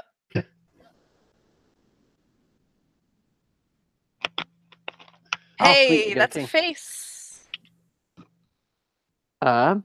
Yeah, so you lie in a way that is super comforting and is the kind of white lie that you don't even feel guilty about. I never Yeah. feel guilty about my white lies. So Karen seems a little bit stressed, but you keep her calm. Shiloh's like, this music's actually kind of rad, and I understand that it is keeping us safe and snake free. So yeah, she actually goes to symbolically like turn it up, but obviously like the volume knob, it doesn't do too much. But you know, she turns it up and it gets like a little bit more. Is it turned up to 11? Yeah, Thank she you. just turned it. Thank you. The setting was 1 through 10, but when The CD made it go up to 11. There's Good. now an 11 on the knob. And so they're doing mostly all right. Dallas is barking and braying and doing what bloodhounds do when they see walls of snakes. But It's, I think, maybe harder for me to do that while driving, but if I get Lillian close to Dallas, do you have the ability to maybe try to heal and I'll try to help somehow? I don't know. What I There's a was going to helping do role. is just pet him, but sort of channel, I don't know if this is groove or it's going to be glamour, like calming magic. It's not flashy at all. It's just kind of just evening out the serotonin levels. You know, given our competency doing this while driving, we should join a circus or traveling show. I don't know how fast we're going. You've gotten Festive and very sneaky. yeah, you've gotten very good at doing a lot of things on motorcycles. Oh my god, this is card games on motorcycles. I don't know if that's a reference anybody else gets. But yeah, so I'm gonna say that's just a groove. Okay, you're cool. using a little bit of subtle passive magic, but you're not really like casting charm animal or anything. You're just, petting a dog. Callan Dallas, he's a good boy. It's going shh. Good puppy. Yeah. So should I roll again? I think since you did a king, I'm just gonna let that roll over because that was pretty sweet. Cool. Bernard, though, on the other side of the car, he's sweating bullets. You notice that he's got his steering wheel white knuckles. He is, keeping a straight line, keeping his eyes on the road, but he is not in a good temperament. Okay, I will note that, and I'll just say, how we doing, Indiana Jones? It had to be snakes. Just how long is this going to be? Well, I don't know that off the top of my head, but I will be with you every step of the way, sweetheart. Yeah, that's the arrangement. Uh-huh. You're safe with us. Okay. And he doesn't even look over. Like, he's dead focused straight ahead. Okay, well, I'm just gonna let him, if he's not gonna instantly fall apart, but keep my eye on him. Okay, sounds good. Oh yeah, that's kind of how folks are doing. Holy Diver ends, and for a moment they're like, okay, repeat button, let's figure this out. For a moment the waves kind of subside, and the crashing of snakes, which you notice seems to be following you. You can't tell if like the entire desert is just full of snakes, or there's this just one horde that's like underneath you. But like, you've traversed miles now, and these snakes seem to be a persistent thing. But in that moment, when the waves of sound subside and the walls crash down and the snakes kind of flood near you, fortunately there's ditches on the side of the road that catches some of them. A couple of the snakes kind of scatter in, but then reel back like hands pulled from the stove. Holy Diver starts up again, and Blaze, suddenly another force of magic is pulled from you. You've been pushing magic into the car, but this second playthrough, it pulls a little bit more from you. And it doesn't hurt, but like, it was a little bit more oomph than you were necessarily ready for. You think you've got the second playthrough. You might not be sure how many playthroughs you have. From all of us? Oh, I think specifically from Blaze, right? Oh yeah, that's from Blaze, the- because yeah. Blaze is amplifying the music to make it as effective as it is. I mentioned before, this is kind of like the first time I've done this, and so it's like a real surprise and a shock. And I think like it's like when you hit cold water and it like takes your breath away a little bit. Mm-hmm. I probably shout out to Lillian. You're probably the mum, and I'm like, I probably like call for you first, Lillian, and then I'm like, no, it's all right. I'm okay. It's fine. Everything's fine. It's fine. Well, I know that's not true, It's but fine. Okay. How close do I know of any? I'm accelerating so you can get closer to it. Okay. Right. Before I say anything to anyone, do I know of any places that are near to us? Maybe not some place that we stop normally, but that are like generally safe havens? Oh yeah. You know of a handful, like I almost want to roll from a random list to see, but like there is like an old mining town that the mine has long since dried up, that has, maybe like a dozen or so people living there. Like its population double digits. Mostly a ghost town, but it's been a place where you've gotten supplies when you've needed them, and it's probably 20 more minutes. I need it to be less than 4.5. Okay. I'm going to do a suggestion. I'm going to. It's sooner than the 8 hours until your regular pit stop. Okay. Misha's going to try to call up like a group of owl spirits or something, because it is night, and try to find where the consensus of this thing's unifying spirit is, something that she could point out as a target for Lupe to shoot. Oh, okay. I'm trying to give Lupe an opening to apply force. It's a good idea. Okay. Yeah, so in this situation, I think this is going to be a channel. Yeah. Okay. Yeah, so if you want to give me one of those. That's a 2 for me. Here we go.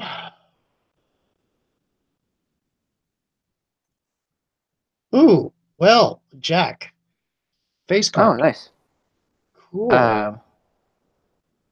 My computer navigation has gotten a little bit more difficult because Sebastian has fully fallen asleep across my keyboard. Do you still pick one of those questions? On a face, you choose one. Yes. Okay. Okay. I have a feeling that her magic kind of brings out more of the beast in her. So this time it's going to still be a sacrifice, but it's going to make her look a little bit more bestial and have to keep hidden a bit more when they're in polite society. Since we're coming up to a settlement, that seems a worthy sacrifice. Okay. So I don't part know. of Yeah, I like that. And I'm imagining like part of it, like your eyes almost grow rounder and more owl-like in their appearance too, and just part of that bestialness, because it's the owls that you're summoning. So right. You call these spectral owls that begin swooping and diving for the snakes. I'm imagining just kind of coming down and plucking and grabbing and seeing what happens, how it reacts, how it moves. Yeah. And some of the owls would like. Oh yeah, go ahead. Yeah, the specific intent is to find somewhere that Lupe can take advantage of. Mm-hmm. Yeah. Okay. So when they come down, they'll grab and pull away like a single snake, and if they like bite its head or kill it, they drop it and it just kind of folds into the writhing. So it can be separated. They are physically individual. But as they kind of start narrowing down on structure, one of the owls gets too close, and an arm of snakes just reach out, grabs the owl, and pulls it in. And just a tuft of feathers pops out as it gets consumed within the mass. And that direction, though horrifying in the moment, and Shiloh gasps because it was morbid and close. Bernard is still just like he is sweating. His eyes are wide. His jaw is grinding. Dallas is doing okay. Dallas was sufficiently calmed. The few more owls are able to focus on where the owl that was captured was like drawn into, and are grabbed more. And as these limbs and shapes kind of reach out to swat the owls, it kind of creates this epicenter from which structure tends to form from. And it seems to be like in front of and partially to the left. So like on a clock, like 10 or 11 from the caravan. And so that kind of seems to be the epicenter from like the angle from which you could trace back the limbs that form. That seems to be the thickest mass. That seems to be the core. There is no glowing red buttons or master snakes that are immediately visible, but the owls. You feel like you could tell the owls to narrow it down. That would put them in immediate risk. Yeah, no. Just trying to keep it at least pointing out. Just going to like, that seems to be your target to Lupe. And I think keep the owls from being at risk as much as possible. Okay. While still being useful. Okay. Lupe, what are you doing with this information? And Lupe's gonna just peel off, cut around like she's, herding cattle almost on a motorcycle, except it's snakes on a motorcycle. Nothing about this makes a lot of, it's very normal.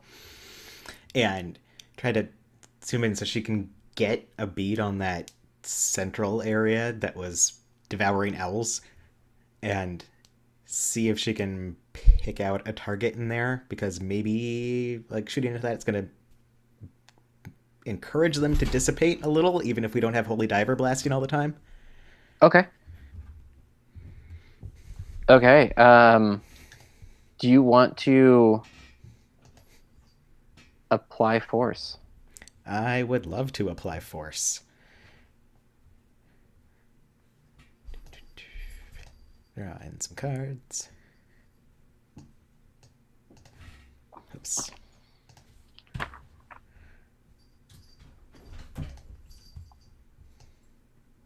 Ha! I got a face. Nice. There are now 2 kings of diamonds in play, so might be cheating, but...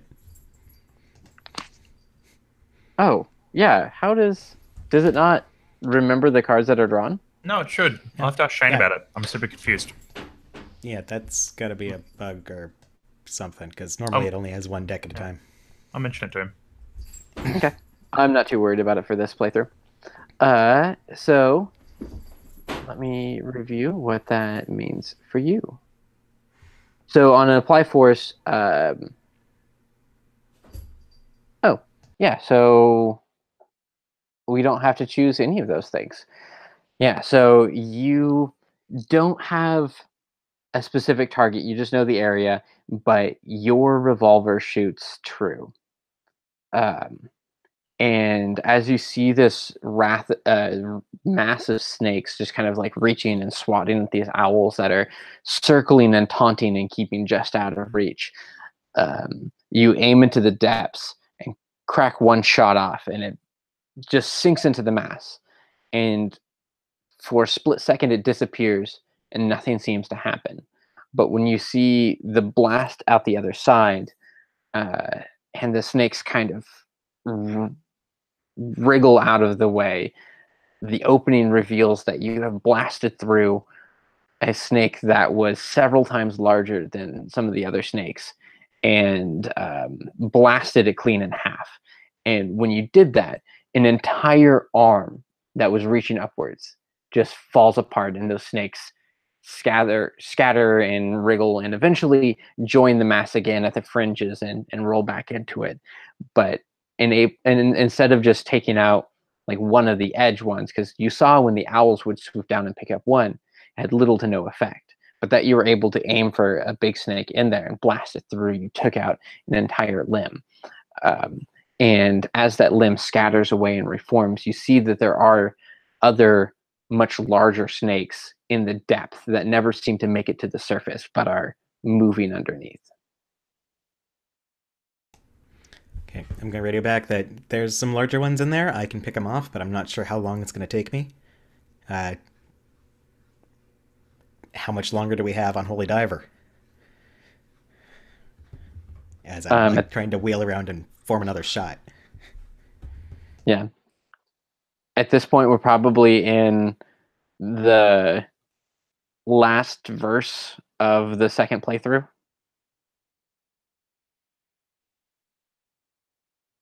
So Blaze, how do you communicate that information in terms of how long you think you can keep this going?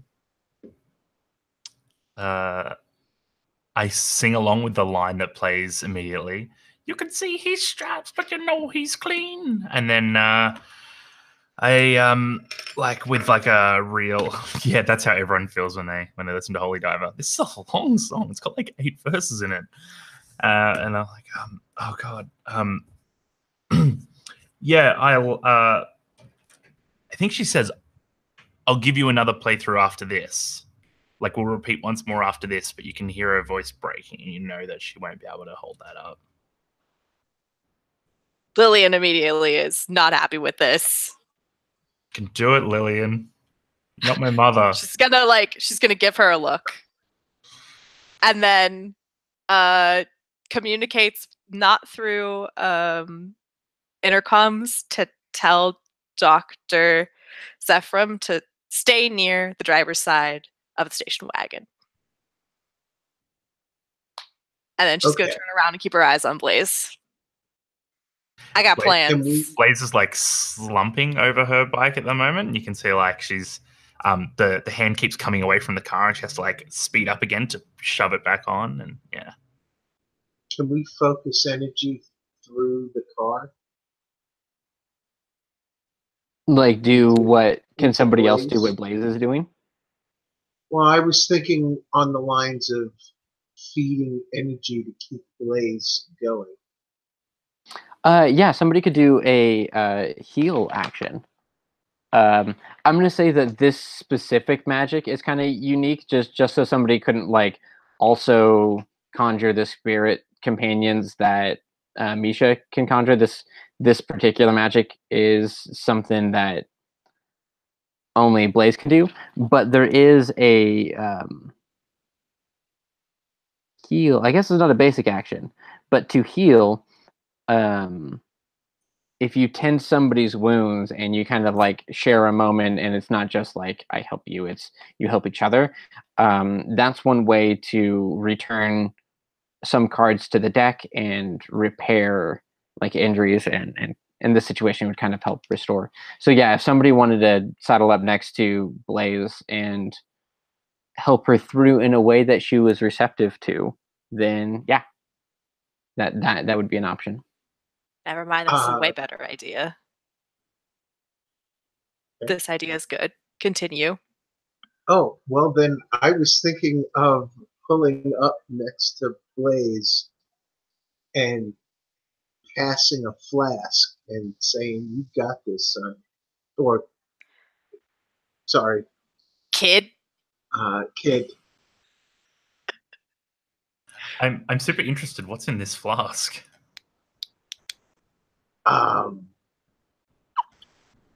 We're driving. Because yeah, please. It's that berry movie made from the cactus cactus bits. Yeah, from the cactus fruit shine. I am underage. So that can't And go she's wrong. driving. I'm gonna take my shawl off to help. Can I help with the heal? And like put it around Blaze's shoulders. Aw, you two are the best. Yeah, I think like wow, okay. The problem I have is that I don't have arms. I need one to ride, one to hold onto the car. Someone's gonna have to like physically feed me this flask. Well, I'm driving. You're in a sidecar. Lillian, can you intimately like Dr. Zephram, I'm your second set of hands. That's right. What's up? I need you to like intimately hold my face while you feed me. I'm gonna like, I guess, feed her a flask. And I do not approve of this. I just want everyone to know. for her. And then she, Okay. with her other arm, the shawl around her, the warding shawl around her shoulders. I'm so in love with that. So I'm gonna have you use the move called Face Your Fear, because I think that really the best way to get this to work is, instead of having to get Ephraim Drive really close to a motorcycle and stay there, it would really work best if, I gotta switch, huh? yeah, if you were to Okay. hop on the back of Blaze's motorcycle so you could just be there right behind her. Taylor and Okay. Emily, this is what I'm all about, by the way. This is exactly what I need. Okay, yeah. So do you wanna hop cycles? Yeah. Okay, yeah. So go ahead and do. That's Face Your Fear That's is a grit? grit. Mhm. Okay. I'm And gritty. okay, that's good. There's also the option to, if after you get your results, you can always overexert, which you discard 2 cards to increase the success. So if you can go from a fail to a mixed success, or a mix to a full. Okay. We got 3 kings out and 1 jack, right? I can't see all of our cards. Oh, they're being grouped. Never mind, it's fine. Okay. Hey. Nice. Okay. Describe this for me. Okay, so You do it well. there's a bunch of scrambling, I think, on Dr. Zephram's bike to get the flask, because she can't pull what she needs out of the bag. Zephram has to do that. So he has to rummage around, if this is okay with you, and then hand the flask to her. And then she has to get the flask in a place where she won't drop it. So then she's like, okay, holding it at her mouth, maybe. Then she's got to hold the shawl around her neck. And then she has to like stand up out of the sidecar, wind whipping her hair around, and then put one hand on Blaze's shoulder and then swing one leg over and then sit down in one fluid movement. And then arm around the front of Blaze, shawl comes off, and she presses the shawl like with one hand in the center of her back. It doesn't have to be around her shoulders, it has to be on her for the ward magic to work, I guess. Sure. Yeah. And then feeds her this fucking flask of moonshine.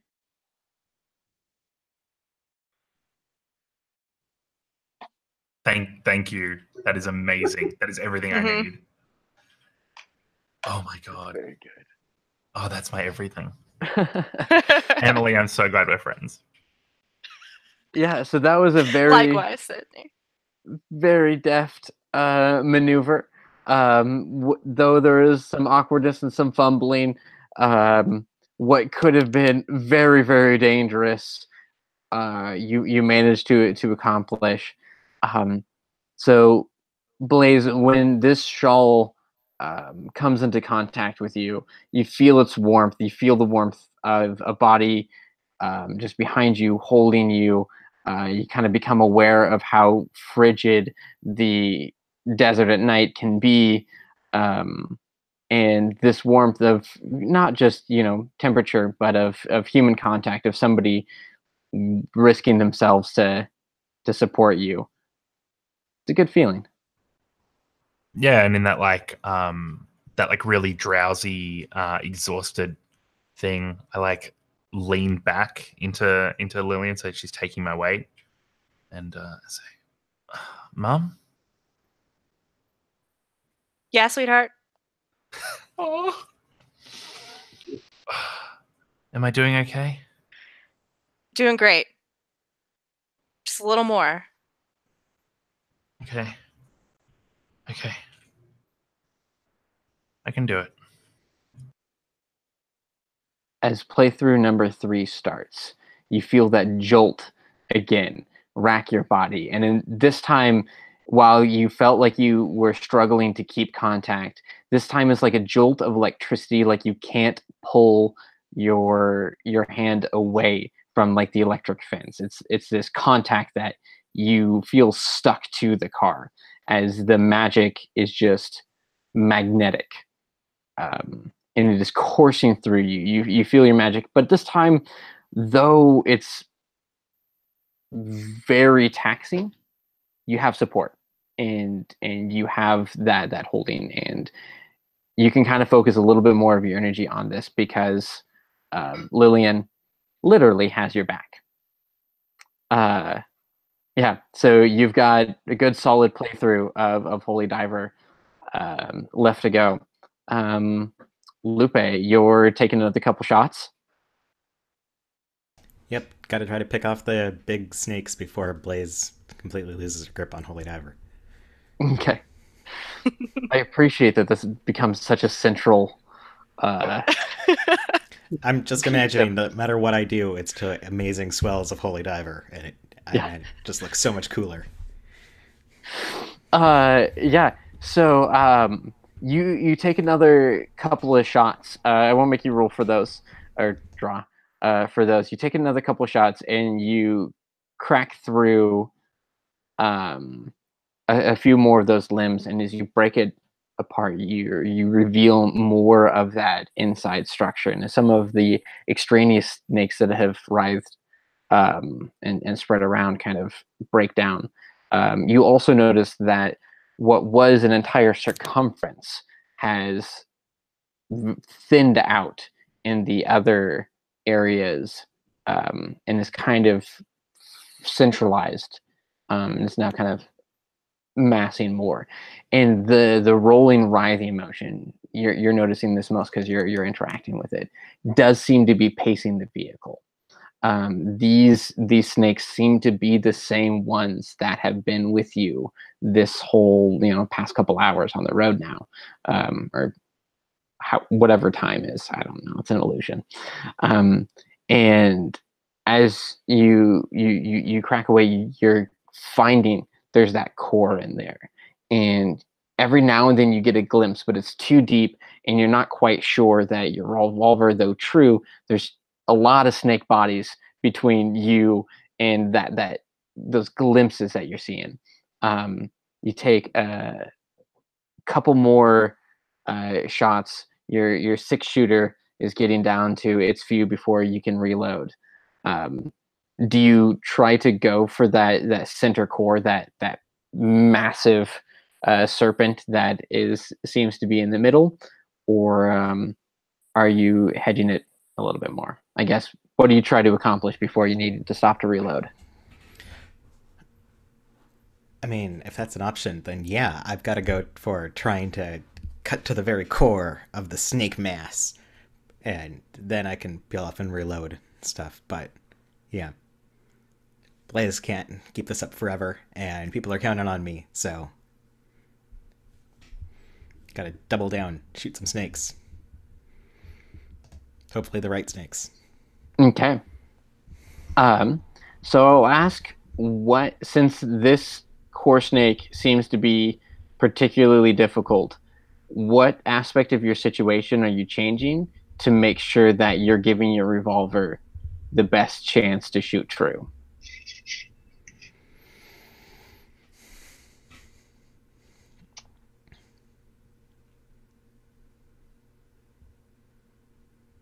Think about what I can actually change when I'm barreling across the desert on a motorcycle at a ball of snakes.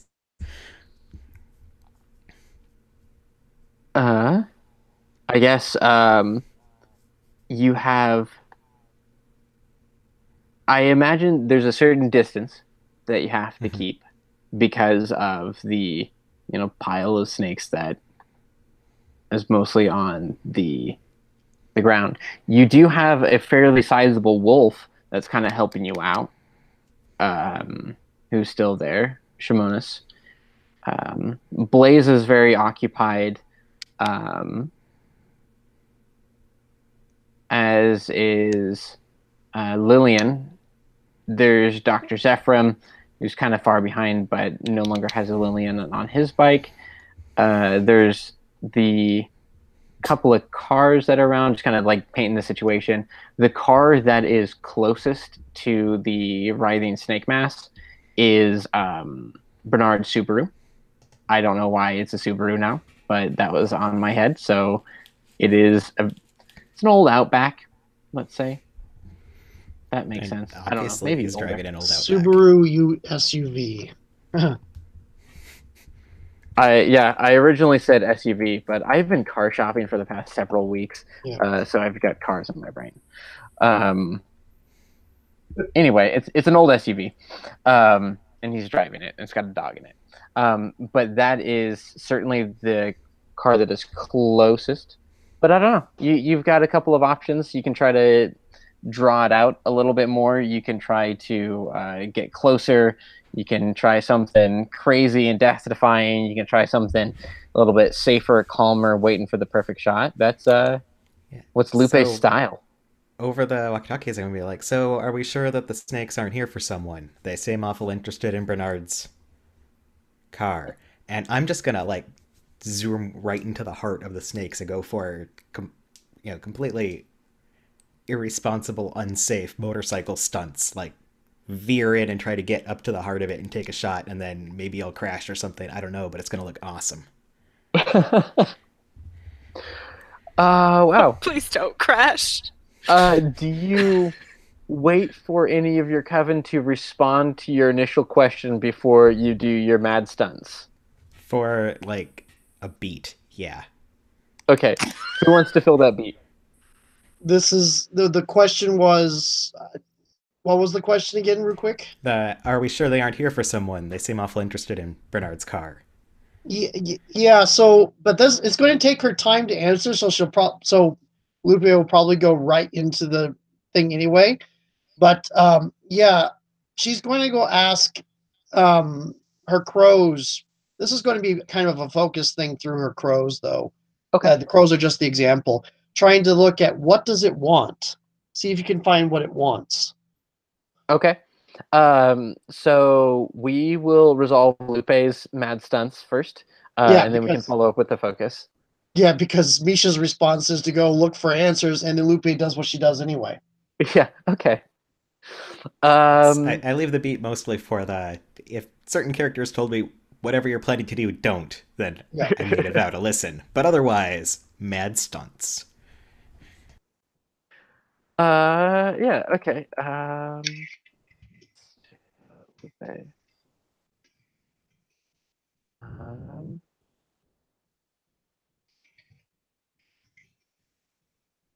Okay, so I'm wondering if this is going to be a equipment motorcycle thing or apply force. I feel like this is apply force.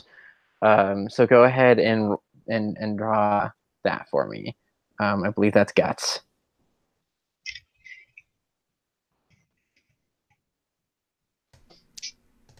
Drawing some cards.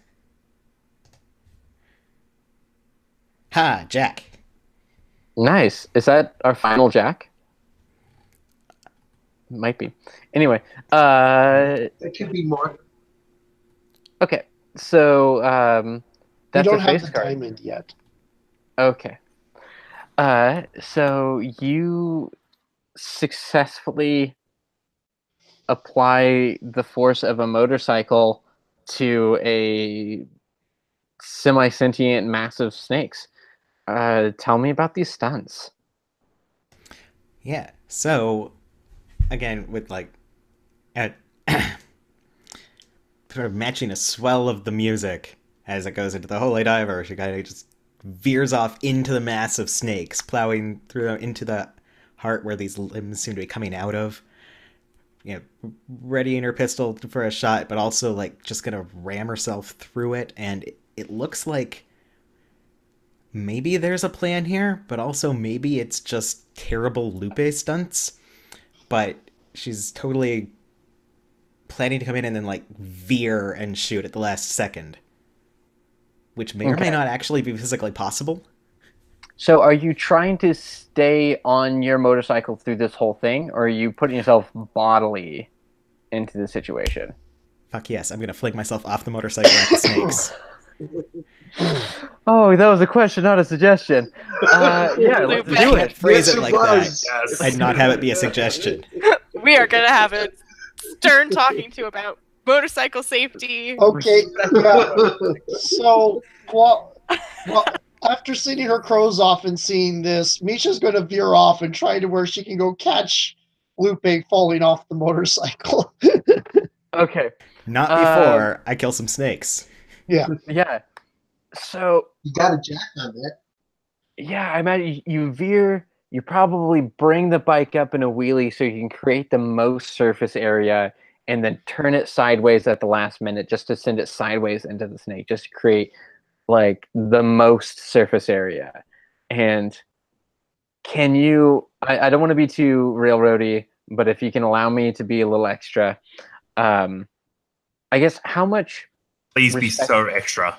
Be How much extra. respect Yes. for your bike? I don't want to blow your bike up. Do I wanna mean, blow given your that I'm attacking the snakes with my bike and also myself, and my bike isn't part of my gear, I feel like if it gets totally banged up, I asked for it. So I'm okay with you like having a single bike wheel roll away from the mass of snakes or something. Okay, but you wouldn't have 2 bullets left, one of which you spend to blow up your bike. I won't detonate your bike. As cool of a visual that is, I don't think it makes sense for your character to sacrifice the bike for this situation. Okay. I was gonna go, if you want to, sure, I can just be like, okay, Blaze, I'm driving. You can sit in the back. Your bike is mine now, or whatever. Yeah. But Yeah, I And might then need we that, can- to be honest. Then we can chide her I have- about those things are I expensive. have room in the sidecar now. Yeah. So yeah, I'm gonna say you turn the bike sideways, you jerk it around, and then you kick it off, and there's a moment where you're suspended in air, and the bike goes flying, tumbling in, and spins through, takes out a bunch of the snakes, and you see this massive serpent that's inside. And I say serpent because it is larger, but it is different. It has scales that seem mythological. It has this pattern to it that seems to be almost like a language that's indecipherable. And it's got a face that looks at you, eyes that connect with yours, and you get a sense of feeling, of emotion, and then a split second of you floating, and this snake looks at you. You get a sense of pain, and the motorcycle rips through it, and you have that single shot, and you get it between the eyes, and this would be a kill shot straight between the eyes. But whatever happens, your gun veers to the right just by an inch and fires. And instead of getting it right in the middle of the head, you shoot a little bit off. You get it in the eye. And as it knocks out this eye, you notice the bullet doesn't come out the back of the serpent's head. And instead just takes out the eye, and then you collapse inward, connect with that serpent. You both go tumbling to the ground. And as snakes start piling and writhing around you, for a moment, it starts to go dark. Misha is flooring it, trying to get as close as possible, but on the other side, can't approach the snakes close enough as Lupe disappears into the writhing mass of snakes. And then Shimona's pounces in, grabs Lupe by the scruff, throws her up, and you're able to land on her back as she bounds again out of the mass of snakes that just unfurls and spreads flat on the ground, no longer writhing upwards, just undulating in the wave of the music. The motorcycle tumbles away, banged up but not destroyed, and you are on the back of the solid enough spectral wolf.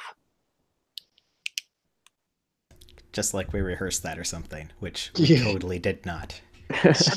Then according to Yeah. plan. But yeah, Shimoda's definitely picked up on like Misha's intent, and since Shimoda's instruction was like protect her, and you're like, I'm gonna dive into snakes, And the wolf was like, "Yeah, I gotta go. Yeah. I gotta take care of this." Good job on us.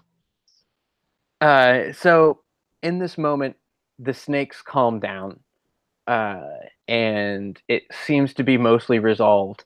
The third playthrough of Holy Diver ends, and Blaze, when you pull your hand back from the car, there is a hand-shaped dent in the trunk, and your skin is burned as if it was against a hot plate. But you have maintained the magic, and you can finally end it. You don't break it prematurely, which probably would have been far worse for you. And in the absence of sound, the desert is so quiet. The snakes kind of fall away, almost verb for snake movement, away into the darkness and disappearing. Slither. Thank you. I knew there was one. Yeah, slither away into darkness, into nothingness, into non-existence, as they fall away, and you arrive in this small mining town. It's probably 4 o'clock in the morning. The sky in front of you is just starting to glow with the early signs of morning, and you're able to set yourself up in a small room. If you want to have gone back and recovered the motorcycle, you could tow it behind the wolf. I don't know. And since I'm gonna do a little bit of play out outro because I realize we got like 20 minutes left, but I definitely want to give you guys a chance to kind of debrief and stuff too. You set yourself up in rooms. You can break up the rooms however makes sense. I'm imagining there's a lot of sharing of sleeping arrangements. It's not accommodating. You are not sleeping in a hotel. You're not sleeping in a motel. You are sleeping in what used to be somebody's house until they either moved away or grew old and died and didn't have any children to replace them. Probably all just pass out in the places. And as you, yeah, so you all pile into the same room. There's beds and cushions and dusty old either blankets or curtains that have been pulled from a wall, and you wrap yourselves in them, and you go to sleep in the shade of the day. And Bernard sits upright, rocking, ghostly white, still sweating bullets, as a snake slithers outside the window. The end for now. Okay. Yeah. I feel like we could definitely keep going, but for the slot that we have now, I'm gonna call that one. I'm gonna call that one Dunzo. Okay. All right. Is there any sort of like wrap up or outro things you wanna do with your characters real quick, or any outros that you want to give your own characters as like what you see your character doing? Well, I know Misha's going to be sitting off in a corner. I know you gave her allies. I tend to assume her default is that wolf because that's what attacked her, and everything else is kind of off of wolves as predator. But she's going to be sitting in, regardless of what it looks like, she's going to be sitting in a corner with her hood drawn up so that the people they're escorting can't see her face, and just avoiding company for the rest of the night. And I'm sure the rest of the coven knows why, because they've probably seen her get like this before. But I'm guessing the customers might be wondering why she's off on her own and avoiding people for now. But that's what I'm expecting. And also, she's still very curious about what the snakes wanted. But it's a little bit hard to see about that when they're no longer chasing. Mm-hmm. Yeah. That's what she's doing. And I think for Lupe, we see her sort of like outside taking stock of the damage to her bike, probably realizing that she's not just going to repair this quietly overnight. It's going to need extensive work. And shooting a very meaningful glance inside at Bernard, like, she knows what's up. And he needs to come clean. Lillian meaningfully glances at Lupe and then meaningfully glances at Bernard. We're on the same page. Okay. The doctor is. Oh, sorry. I was going to say, I think we see. Oh, sorry. Go. No, it's. I'll wait. Go, Emily. Okay, Yeah, fine. Emily, do you want Okay. to finish up your outro? I think, well, when the snake thing died, first thing Lillian did was turn around and look at what Bernard did. Did the snake thing die? Or whatever happened. It disappeared. At least stopped. Got shot in the eye, so it's unhappy at least. Lillian checked out to see what Bernard was doing. Yeah, she just turned around and looked at him. Okay. He seemed to be a little bit more okay, but he did not stop being uneasy. Okay. And then after that, she made sure that Lupe was alive and not hurt, and had some stern words with her about throwing yourself into danger, and that's not a good idea. I'm sure that Lupe has heard this all before from Lillian. Basically, she went around and made sure everyone was okay, and like everyone was in a comfortable place to sleep, and then got everyone like down for the night, and then she sat up and waited for Bernard to fall asleep. She didn't go to sleep until Bernard went to sleep, and it doesn't sound like he went to sleep. He eventually did. Okay. Yeah. She waits until he does. She like pretends she's asleep and watches him. Yeah, it's an uncomfortable, like, eyes straining to be open until they slowly close, blink open, close, and then he kind of leans back against a wall. Okay. Yeah, she's not sleeping if he's not. Okay.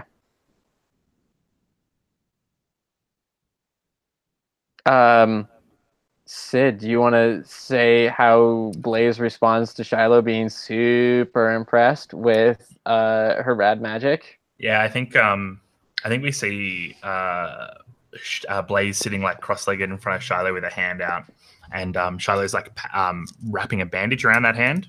And given that she's got magical doctor on board, this is probably not seeing her because Shiloh's the best at medical advice. It's just an excuse for them to sort of sit together. And as she wraps the hand up, and Shiloh's like commenting on the cassette and stuff like that, Blaze says, "I've actually it can do other songs too." And she pulls out a Walkman and puts it in, and they kind of like share an earbud each, and it plays like just because it's shuffled to it on my mix, I reckon it plays Gwen Stefani's "Used to Love You," and as they like jam to that together, the bandage is done, and then Shiloh like picks up the hand and puts it to her face, and Blaze leans in and kisses her, and the camera like tracks outside to the desert night. Got a smooch. I got a smooch. Yay, smooch. That's 2 for GauntletCon 2018. So Dr. Zephram. Yeah, I do need to make sure I healed. I think Misha and Misha's wolf.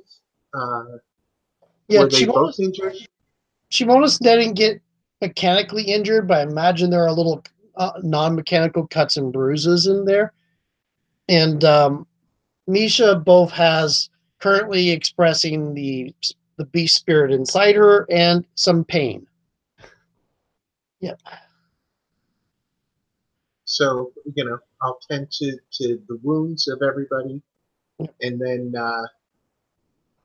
when that's finally settled, my responsibilities of healing folks, that's when I dig out a few glasses from some of the cabinets in this old mining shack.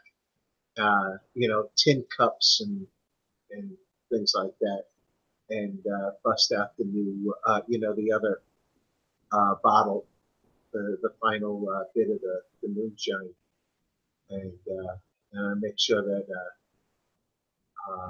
I toast with Lupe for his badass driving, and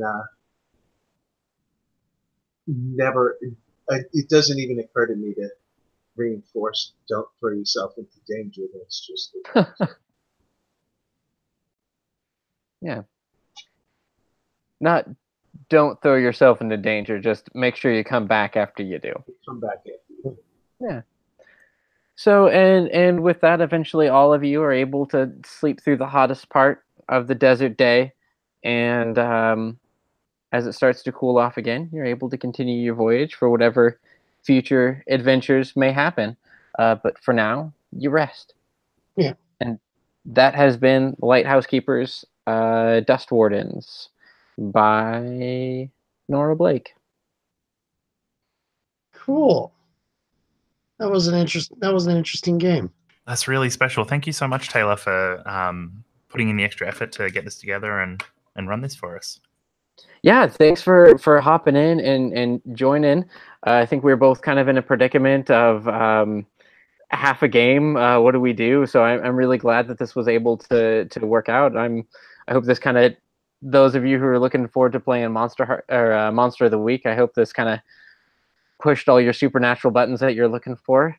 And I had a ton of fun playing with y'all. And I'm glad Sydney didn't drop out at the beginning.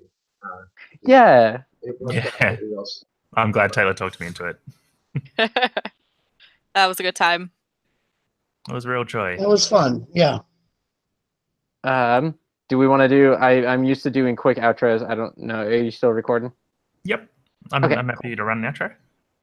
Yeah. So yeah, let's do a wrap out. I don't know if you have a thing that you usually like to say last, but yeah, let's say our goodbyes. Emily, do you want to start us off? Sure. That was a ton of fun. I got to be Stevie Nicks as a witch, which is like everything I've ever wanted. So yeah, thanks a lot. It was really good time. And can folks find you on the internet? Yeah, I am on Discord at Emma Loudly, and Twitter, same handle. That's pretty much it. Cool. Luke, how about you? Okay. It didn't get recorded because we started recording after we said, but I'm Luke Green, also known as Thriftland. You can find me on the internet by looking up Thriftland, because I'm the only one that's ever used that name. ThryThlind. I do some self-publishing and some Let's Plays and actual plays like RPGs like this. I had a lot of fun. This is an interesting little setting and game system. I used the term little, which I shouldn't have. I had quite a bit of fun playing a character that I haven't been able to play since City of Heroes died, so that's great. Nice. Yep. Marco. I'm mvalenti0042 on Twitter, but I'm fairly new to the Gauntlet. I'm really glad I got a chance to play with everybody, and this was a whole lot of fun. And I appreciate that you let us all come in and crash your game. Yeah, happy to have you. Kind of literally. Ryan, who are you and where can we find you? Well, obviously I'm Ryan. You can find me on Twitter at Transalaskan if you want to. And this was a lot of fun getting to do like Western motorcycle cowboy doing rad stunts and not exploding. I was kind of thinking that I was going to explode possibly, but also figured that was going to be totally on tone. So had a ton of fun. Also, you can find me curating the miscellany for Gauntlet's Codex zine, and if you haven't, you should go submit stuff, because otherwise I have to write them myself, and that makes me sad. I can actually screen share where I am real quick here. Okay. You guys can as well. Oh, I'm not that savvy. Sid, do you want to go last to play us out? Sure thing. Sure Okay. thing. So I am Taylor.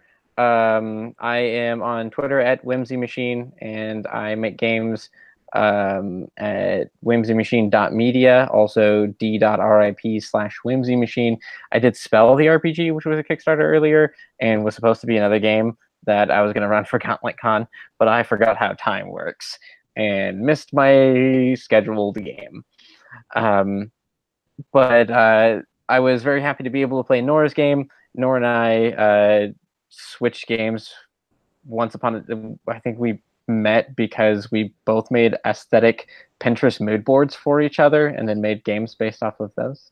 But I was very glad to be able to play Nora's game. I hope you check out what she does. She's at Neither Nora on Twitter, and that's me. It's 1 o'clock in the morning for you. For me, I don't know anybody else, but like, Yeah, I same. need to sleep. What's up? All right, Sid. All right. So my name's Sid Nicholas. I am available at Action Economy on Twitter and on the YouTube channel that you are watching this currently. My big projects I tend to publish under the Gauntlets Codex, and my latest thing is Matches to Paper Dolls, a play-by-post game about hope and longing and waiting for people. And my big project is Drawing the Owl, which is also a Western project about cowboys and queerness and falling in love and stuff. This has been a production for GauntletCon 2018. We're available at gauntlet-rpg.com. And I would like to thank Emily, Luke, Marco, Ryan, and Taylor for joining me today. They are wonderful people, and it's been an absolute joy spending time with them. I think we'll finish this with what is quickly becoming my catchphrase for this, which is thank you for being here, and I love you.